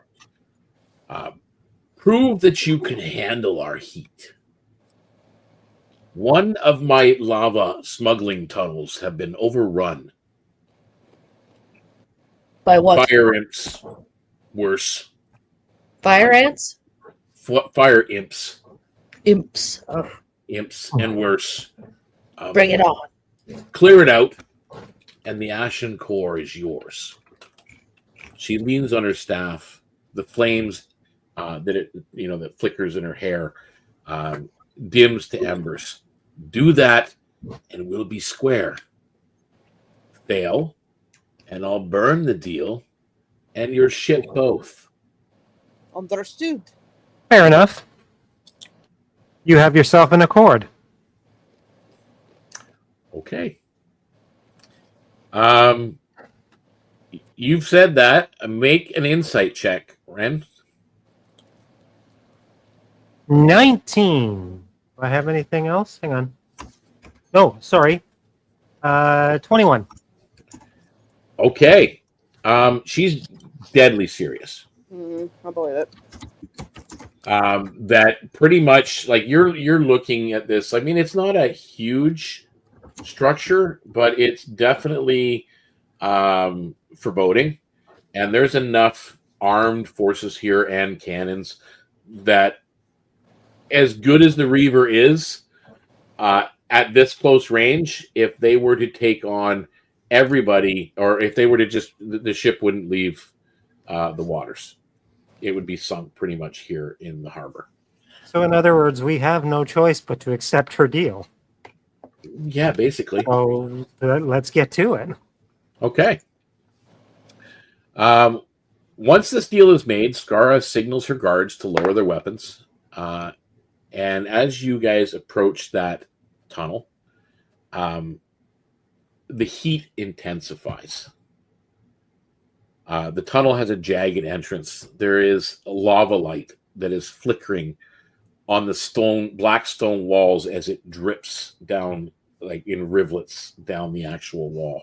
And it's very acrid smell, and it's not pleasant to be in at all. I need everybody as well to make me, at this point, everybody to make me, even those with masks covering their face. Cayenne, you don't have to worry about the mask part of it, but you are going to still have to make me a Constitution saving throw for another purpose. So everybody needs to make a Constitution saving throw. Rin, yeah, you got a question? Just as when I keep forgetting her name, the fire hag. Yeah, when she motions everybody to lower their weapons, I look back over my shoulder at the captain and kind of flip my hair, like all cocky, like, see, I could do it. All right. Yeah, that's you notice the captain, and he's just kind of got this look, an expression on his face as he kind of watches you. Garrick, on the other hand, is just kind of shakes his head, his ears twitching slightly, as he points up to the other tiers of decking as he looks down at you, Rin. I look up. There's probably about another 100 individuals with crossbows trained down at you guys. Oh, shit. But they're up there. Mm-hmm. They're still within range, but just, again, he just had that look like, yeah, okay. cocky thing you are. So how did we do on those Constitution saves, guys? In what order? We'll start with Jorak. 23. Okay, you're fine. It's one thing I can do. Mm-hmm.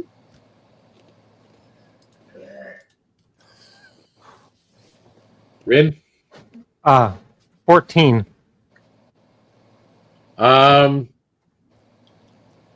You're feeling very nauseous and lightheaded at this point. Cayenne? 18. 18.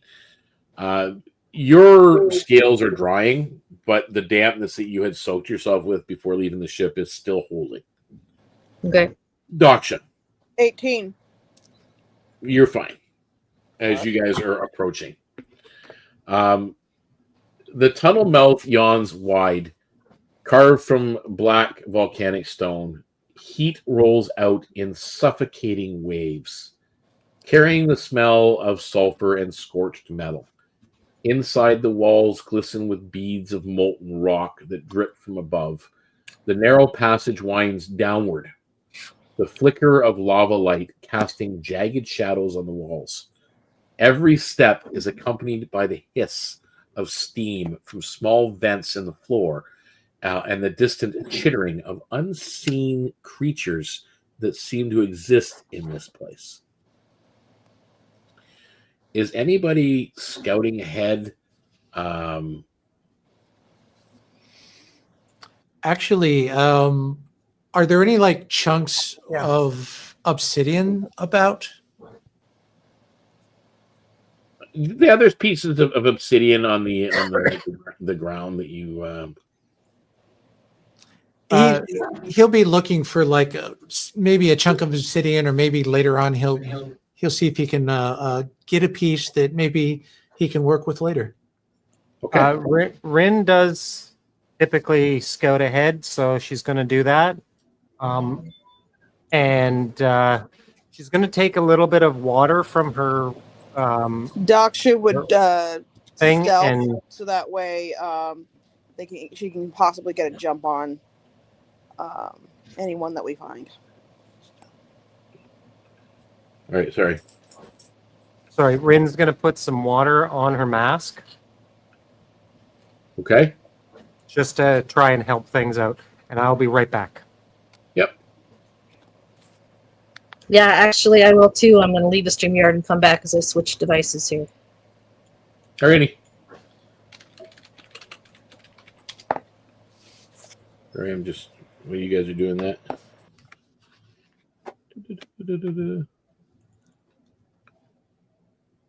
All right, I need to get rid of her. And Oh no, they all passed out. I'm by myself. yeah, Davey back.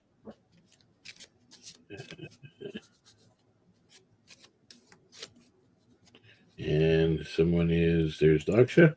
Sorry, my alarm went off and I couldn't hear you guys, so I had to jump out and jump back in to get it to work again. That's okay.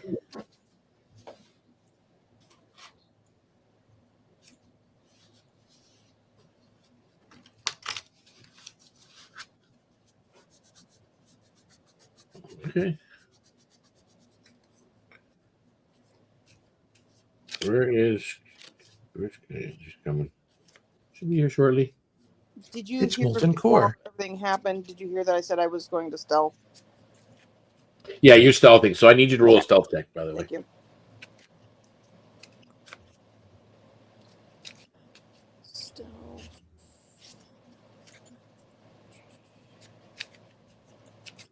$15. 15, okay. Get rid of that. Wait. Is she back? Yep, there we go. All right. Yes, I'm back. She's back. Alrighty. Yeah, I'm not the only one. So, Sorry, off camera a little bit here. I've got Daksha, you were stealthing, so you are, I take it you're scouting ahead a little bit. She's kind of between Rin and the party, so that way there's this in-between chain of being able to communicate, basically. Okay. I'm going to go to Rin. And I don't know why your characters aren't in here. Like, for some reason, all the characters got moved. So Rin is here. And Daksha, you said you were I'm between Rin and the party, so okay. And we got Drek and Cayenne as you're coming into the cave, into this passage, and you're going through. So you're hidden. Is anybody else like scouting or looking for hazards and traps? Listening. I can do opening doors if we get to one that's locked, but I can stealth pretty good. I'm not too good at I am what you watching. just did. Okay. Yeah, and Jorak, he's mainly watching the environment, mostly for his rocks, but anything out of the ordinary. Make me an investigation check, Jorak. Another roll. I'm back. Yay. Oh, 17. Okay. You notice, Jorak, that there are these narrow bridges that are crossing over lava streams here and there that you identify very quickly that if you were to go over them at full speed, there's a good chance you're going to fall into the lava. They're not really secure. You also note, however, that there are lava vents that are randomly going off in different spots, erupting with a lava like bubbling up. with a force with the area around them. So you notice this. Are you sharing this with your party? Yeah, he'll be like, be careful, go slow on bridges, and watch for these vents. They look hot. Not Yeah, fun. and now that he points them out, you can see them. You can see these holes in the rock where there's nothing except for maybe a little steam, and then all of a sudden, lava just kind of jets out. Yes, Rin calls back when he says that the vents seem hot. I'm like, hot lava. What a concept.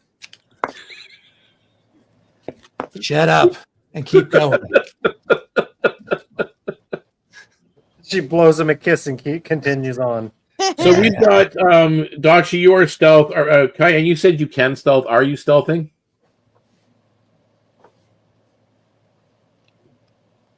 Oh, hands off camera. She's also muted. Okay. I'm She's assuming stealthing so much, she's stealthing from the group. She's stealthing for real. As you guys are proceeding forward, the tunnel opens up into a wider chamber where cracked stone bridges span a slow-moving flow of glowing lava. On the far side, small red-skinned figures with curling horns and ember eyes hop from rock to rock, their clawed hands leaving smoldering marks behind. 3 fire imps turn at once, chittering with glee, with a faint rumble, while a faint rumble echoes from deeper in the lava flow. Don't mind me, guys. I'm going to get rid of this overlay because it's really getting in the way for me. I don't know about the rest of you. There we go. That looks nice. Nice. That's nice. Big mount. Yeah. So now that I can do this, I can kind of go, here you go. And I can put the lava imps where they're supposed to be. Sorry, everything was just too small. I'm kind of going, I can't work within this. I'm going to have to figure something out. But yeah, there is. Can you not make the map bigger in the screen? Oops. Huh? Can you not not on this screen? No, for some reason you can't. You can't change the size of it in the StreamYards. Oh. I can do it inside the owlbear, like, you know what I mean? Right, because it just doesn't really help you. So we got. Yeah. Let's put one here. Come on, why is it not working? Okay. We're having the first technical difficulty of the series. Got that big fire in. Yeah, you ain't that big. Gotta love when they come in super big at first. But at least we get to see what they look like. Yes.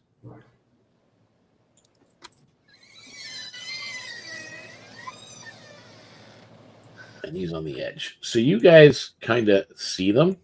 And it almost, at first, you almost don't see them. But you do take note as you get closer to that, because again, you hear them like chittering, and they're happy that they now have something to play with, perhaps. We're happy because we have something to play with too. Yeah, Dachi, you're still hidden. So with that, I need an initiative roll, guys. 8. Can't do it. 8. Okay. No, wait till I stop. What's that? Let me get to a stop. Okay.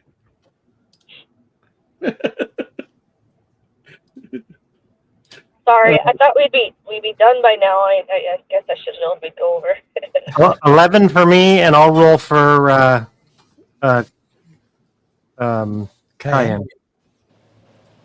She got a 15 plus whatever her initiative bonus is. Yeah, let's just say 15. And mine's nat 20. Thank you. Welcome.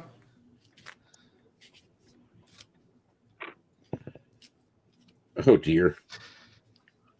My goodness. Okay. So on that 20, Daksha, you can take an action. However, keep in mind you are separated from your targets. Exactly. By lava. And so unless you have something ranged, there's not much you can do.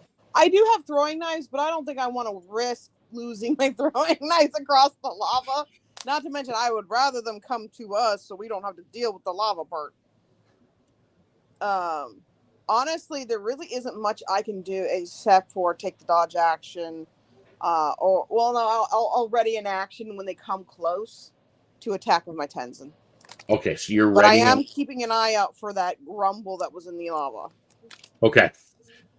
That takes us to Cayenne. What would you be doing, Cayenne, on your initiative?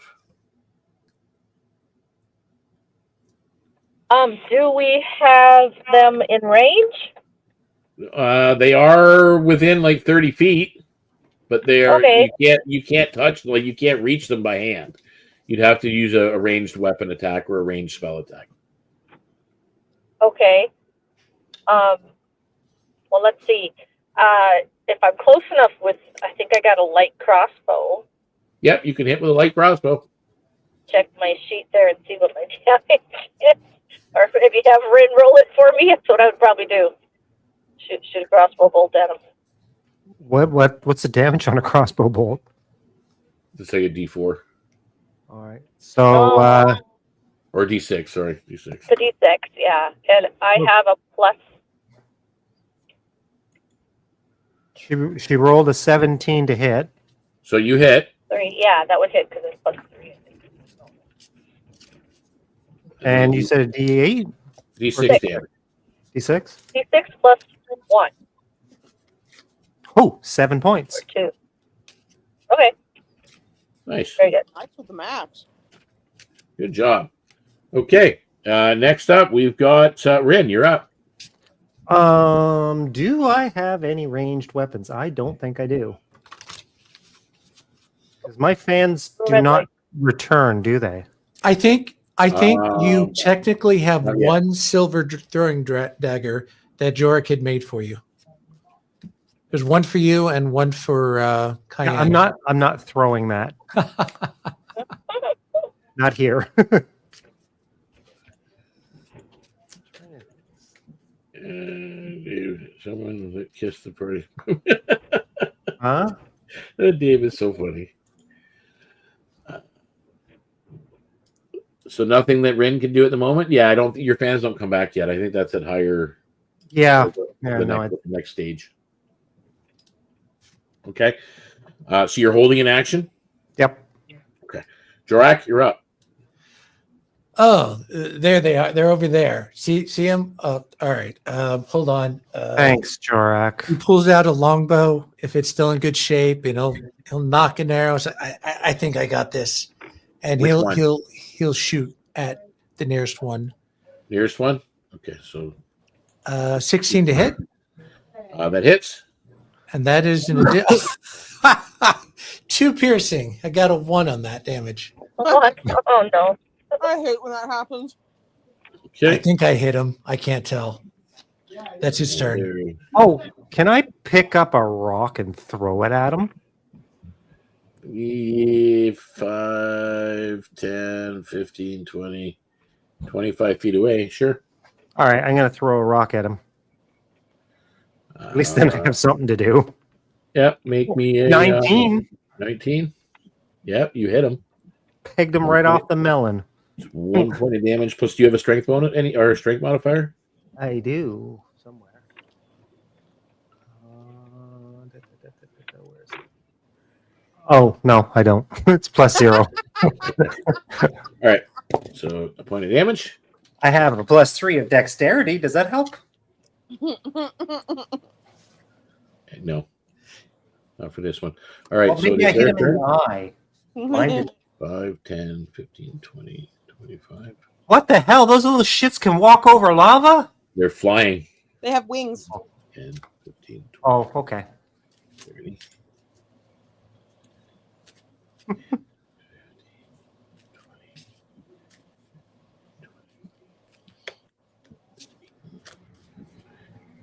Okay. Oh, you know I will. Snip, snip. One will attack Rin, and the other one will attack Daksha. Do they see me? Because I was stealthing. Oh, wait. Let me just see if they can. And No. I have not attacked. And no. So, no, neither one of them see. So, they're both attacking Rin. No, sorry, Ren. Throw you under the bus. FML. Our first FML. character death. An 18 to hit Yep. and a 10. I don't think a 10 gets me. You take 5 points of slashing damage. Howie? Hey, And it What? burns. watch it. Keep your hot little hands to yourself. Okay. And the other one missed, so that's good, and that's the top of the round. We are on to. Oh, by the way, Daksha, you were holding an action. That is true. I was holding an action. You're right. Yeah. Question: because they did not see me when I was holding this action, can I roll? You get advantage on your roll. Good, because the first roll was bad. Yay! You were all. Oh, no!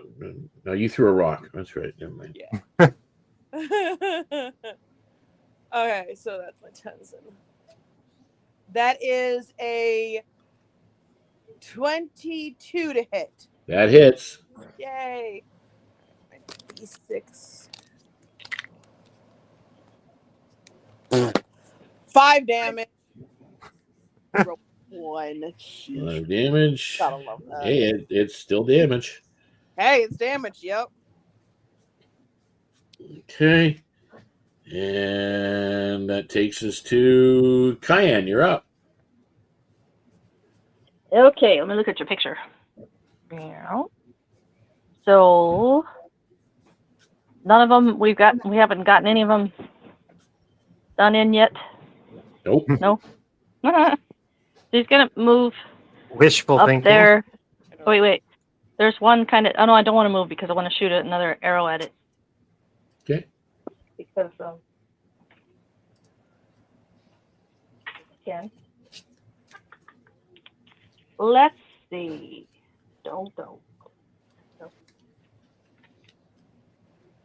So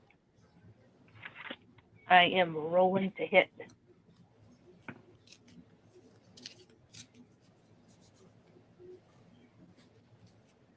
All right. Oh, that's a 19. So that is a Yeah, I got like a. Oh, how do we get into the owl bear thing? The link is in the private chat, guys. Okay. +4 to hit. Yeah, sorry. Sorry, Jenny, for going a little over. I was 23 to hit total. Oh, yeah. Oh, yeah. All right. And then it Where? is. Oh, come on. 1D. You know what? I said it was a 1D6 with light crossbow. It looks like it's a 1D8.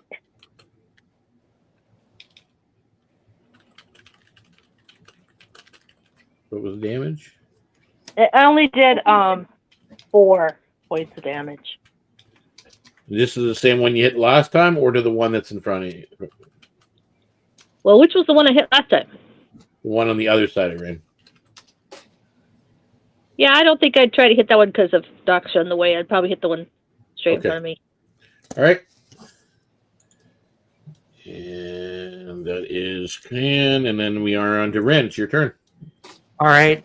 Rin goes into her flourish and makes her slashing attacks with her fans on the one who burnt her. Okay.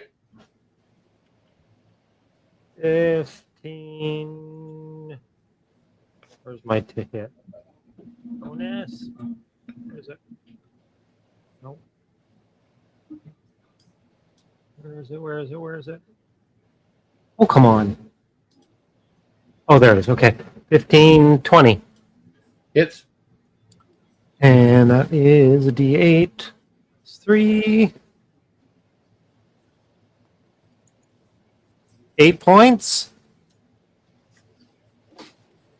He kind of plops on the ground onto the rock. All right. And then she turns to the next one and hits with a 23. Yep.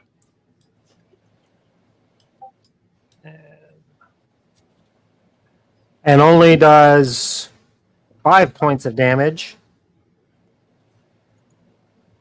And it plops on the ground. And then I'm going to do a flourish because that was just awesome. Okay. 17. So you now do a flourish and throw your blade at the one that's across the bridge? Sure, why not? Okay. It hits. And 6 points. You take 6. Okay, I'm checking me. And then I just kind of go, ha! And then I beckon the little bugger towards me. Okay. And that was Rin. And Jorak, you're up. Save some for the rest of us, he says as he shoots another arrow towards that last one. Daksha does signals with like because you guys are used to her doing like hand signals, like eyes towards lava, meaning there's still something in the lava. Yeah, there's lava in the lava. Yeah. Yeah, he throws down his longbow. He got a 5. This isn't working. He missed. He goes flying over. The arrow actually burns up in midair from the heat. It just the shaft just kind of catches flame and it disintegrates. Shell.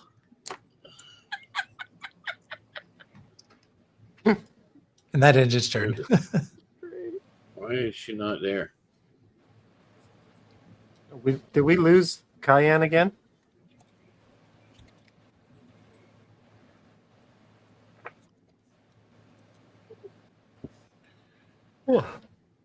Yeah, we did. She's trying to get back.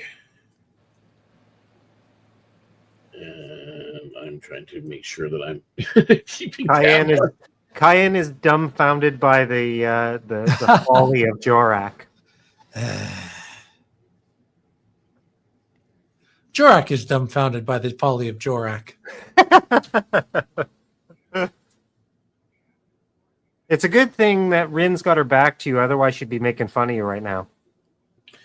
Okay, so Jorak, you 5, 10, 15, 20, 25, 30. You guys hear that grumble again from the lava. Oh boy. And coming out of the lava with actual like flaming drops of lava dripping from its wings is this whelp, more draconic than imp, that kind of flies out of the water and just sits on that decking looking at you guys as it has come out. And it will do 5. Actually, where is it? What's his full movement?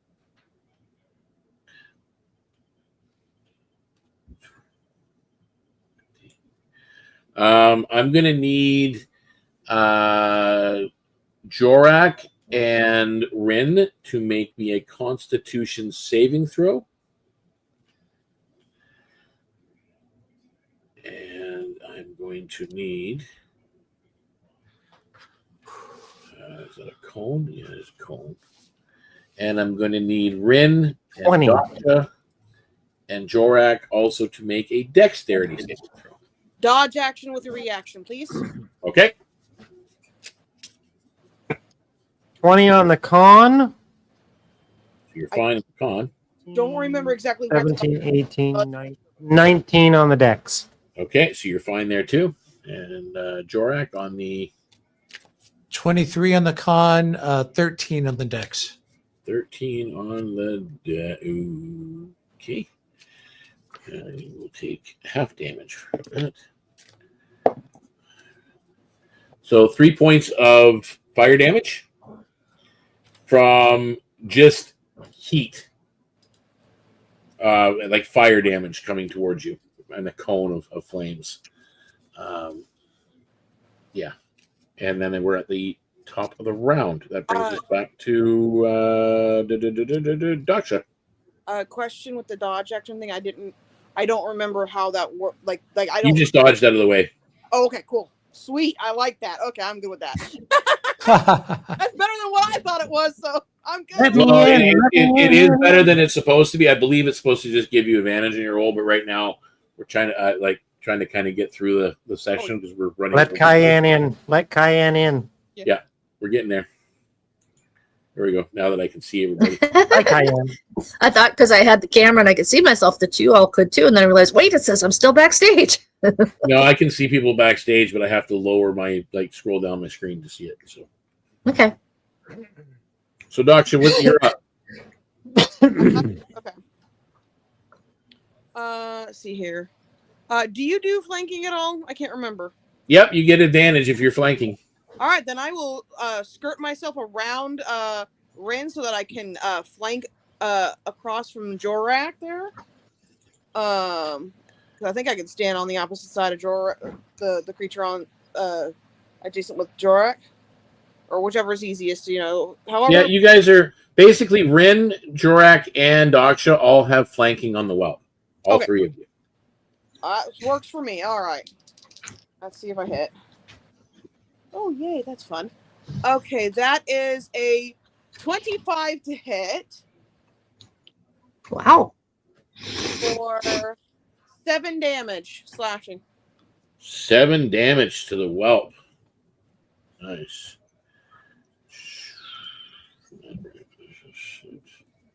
Okay.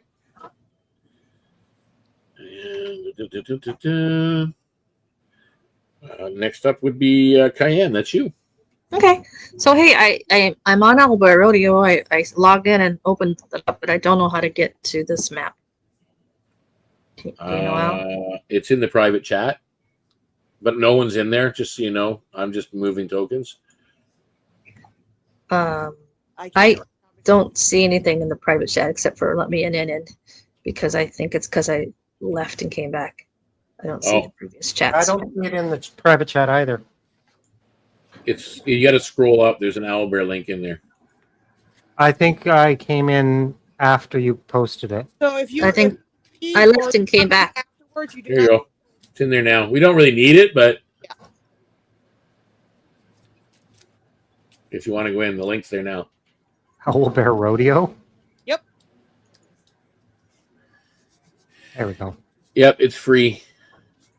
Yeah, I had a free. I signed in a long time ago, so I had a free thing, and I joined in. But I went, wait a minute, now I don't know how to get in to join the game. So, why am I purple worm? It's just a name random they gave you. What? Okay. Speaking of, okay. Yeah. So I just wanted to be able to see that a little better. Woo! There we go. All right. So there's an imp ahead of Ren. Yep, right there. Now you've got Ren there, and that's Cayenne.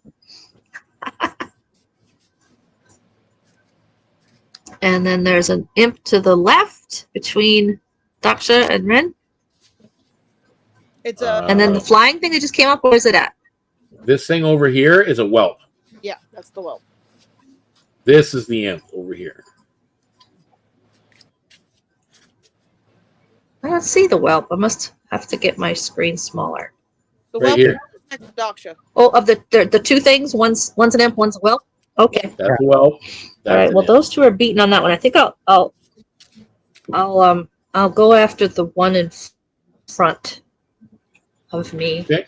And he's like 10 feet away, so I could. Yeah.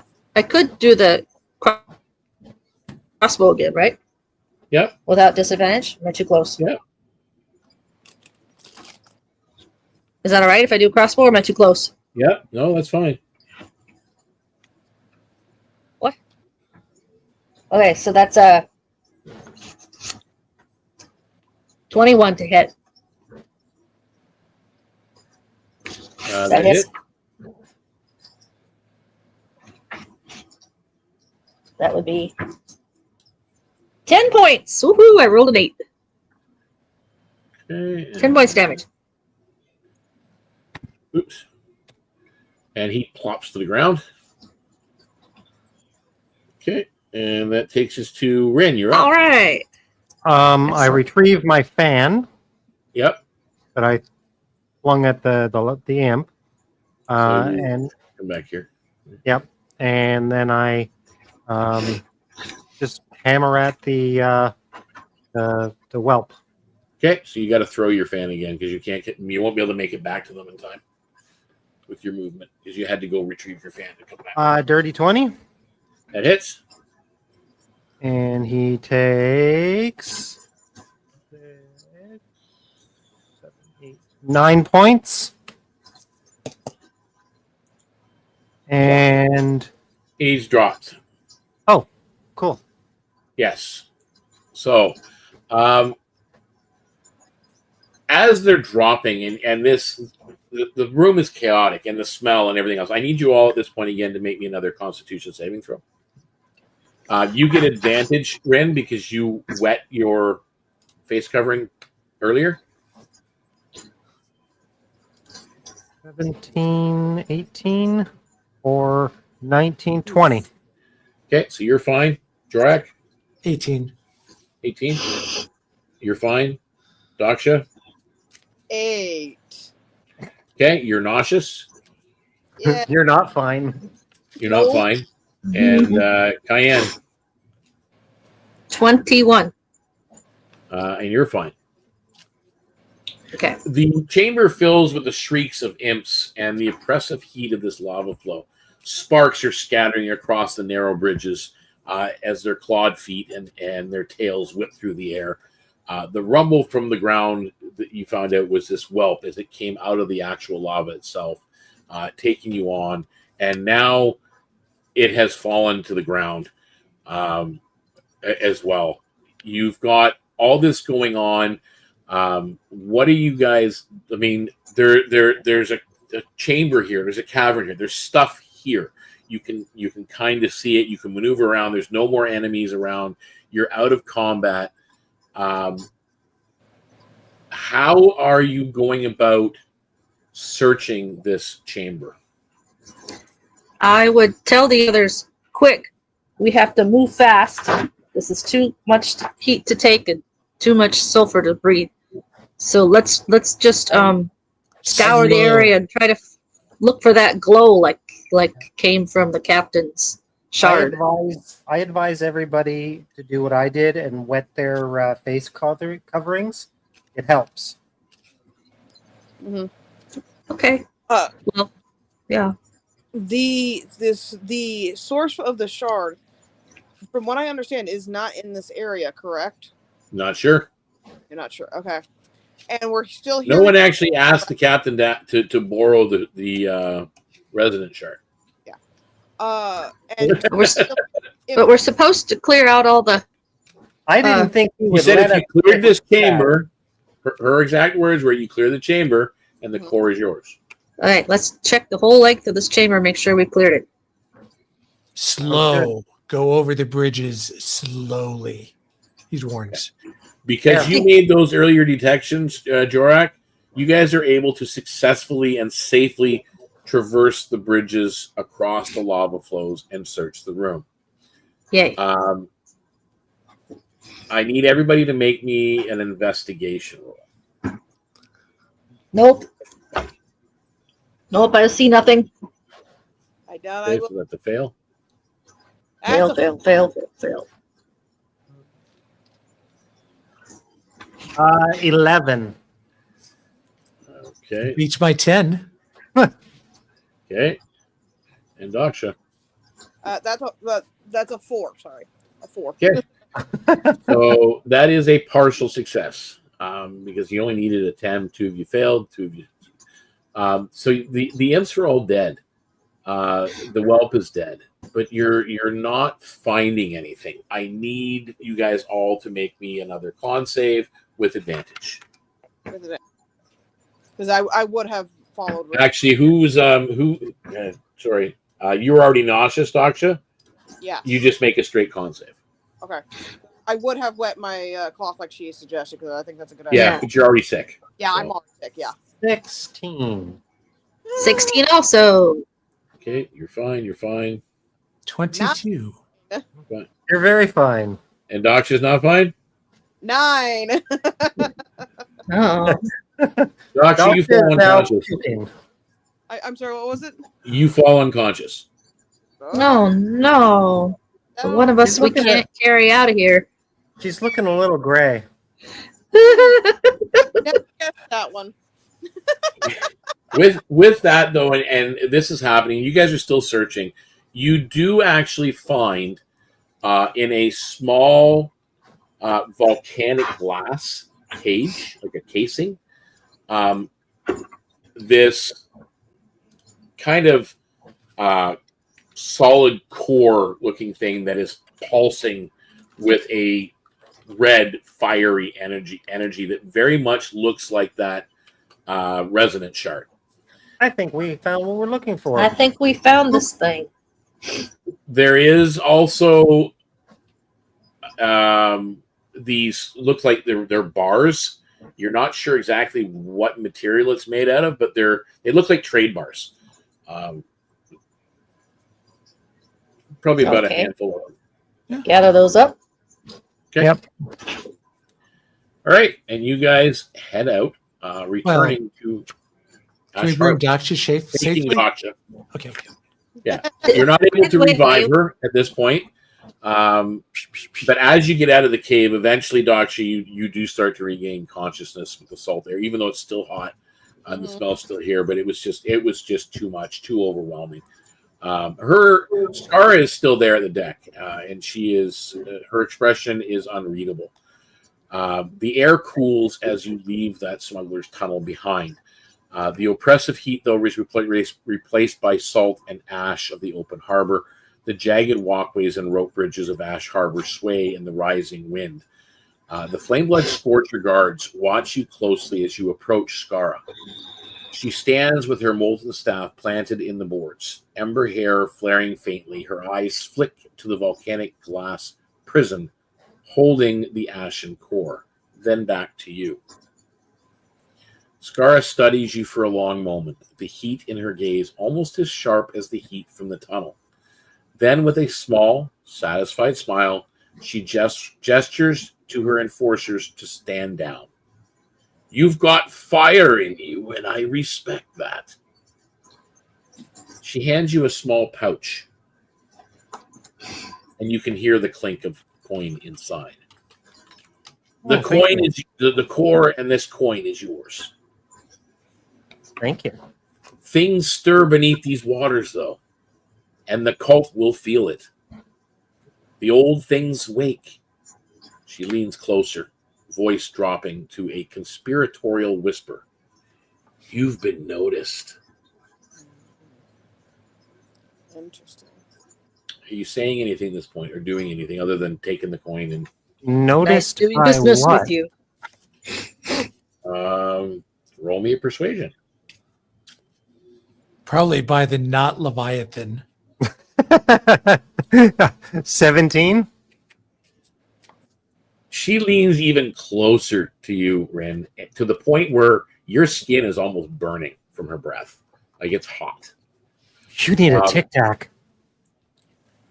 She says, as I said, you've been noticed by a serpent older than the chain. The Leviathan stuff again? Come on. The gangway creaks underfoot as you return to the Scarlet Reaver. Crew members glance at the core with weary curiosity as it is secured below the deck. Captain Dane stands at the rail, watching the volcanic peaks recede into the haze, and far below the molten crust of the sea, something vast shifts. A single yellow eye opens in the darkness, following the Reaver's wake. No, it The doesn't. ashen core pulses as if though answering a call.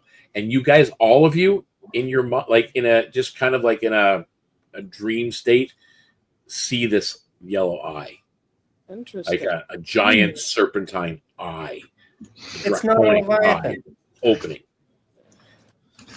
And that's what you see. The Scarlet Reaver turns her prow towards the Seahorse Isles and begins the sails snapping in the wind. The crew busies themselves with the return voyage, but whispers of Skara's warning has spread below deck. Whatever watches from the deep is not done with you, and the Onyx chain may not be finished with the Scarlet Reaver. You guys didn't fight that.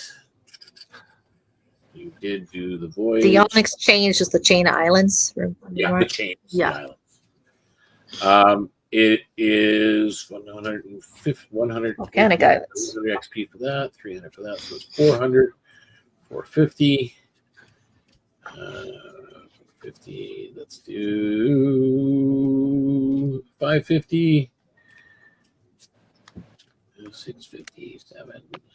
Yeah, we'll do 8. So 200 experience points each. Nice.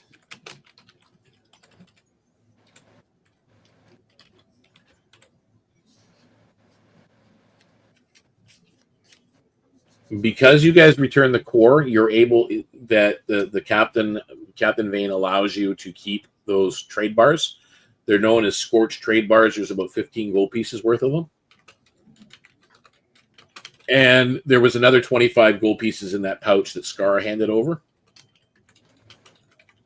25? Yeah. So grand total would be 40 gold pieces, so 10 gold pieces each. Okay. Was I able to get any obsidian shards?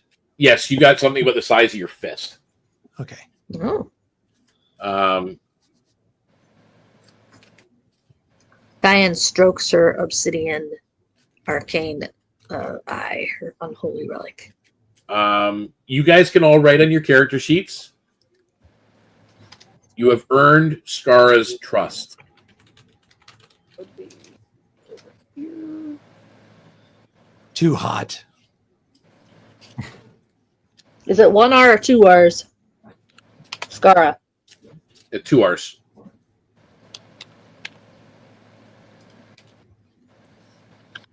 And we got full shares, right? Well, they let you keep everything you took. No, I mean the captain. Now we're full crew members now. We're Yeah, not but on there's no probation. shares. What did you return to the ship? No, we No, were thinking we got. Yeah. Yeah, the captain that deal was with the captain. Yeah, you are given that, and the captain actually Garrick verifies that yes, you are now full crew of the Scarlet Reaver. Monster in the dice. Monster in the dice.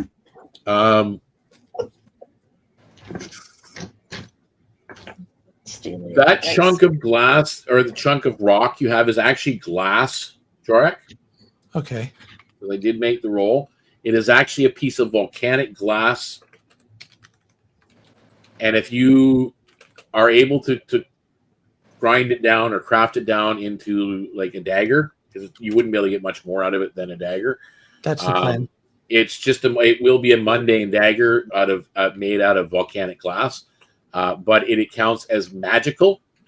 Cool. For overcoming resistance against fire creatures. Oh, that's fun. Nice. So that will just so you can make note of that. And that concludes episode 1 of Southern Expanse. Yay. It looks like I think for episode 2 we might have to brace for maybe going in 2.5 hours.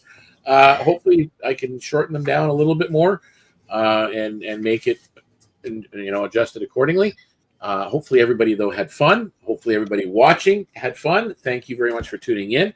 Again, from us to you, I really wish you would come back again next Thursday. Let me get rid of this screen because it's getting on my nerves. There we go. And there we go. Come back next Thursday. You can also join us on Saturday for our random events that we have then. Next Tuesday will be a one-shot. Join us on the Discord. All the links are found on the banner, which I'm going to show you again as I scroll it across the screen. There it is, link.bio/DeaconsTable. Come and visit us. Come and hang out. Come and role play with us. We relish the fact we want people that can come and play and be active in our Discord community because it's a lot of fun. And we make it as fun as possible all the time. So until next time, guys, I hope all of your rolls are criticals, but not just the 20. Also the 1, because the 1 is just as much fun. So bye for now, everybody, and we will see you next time.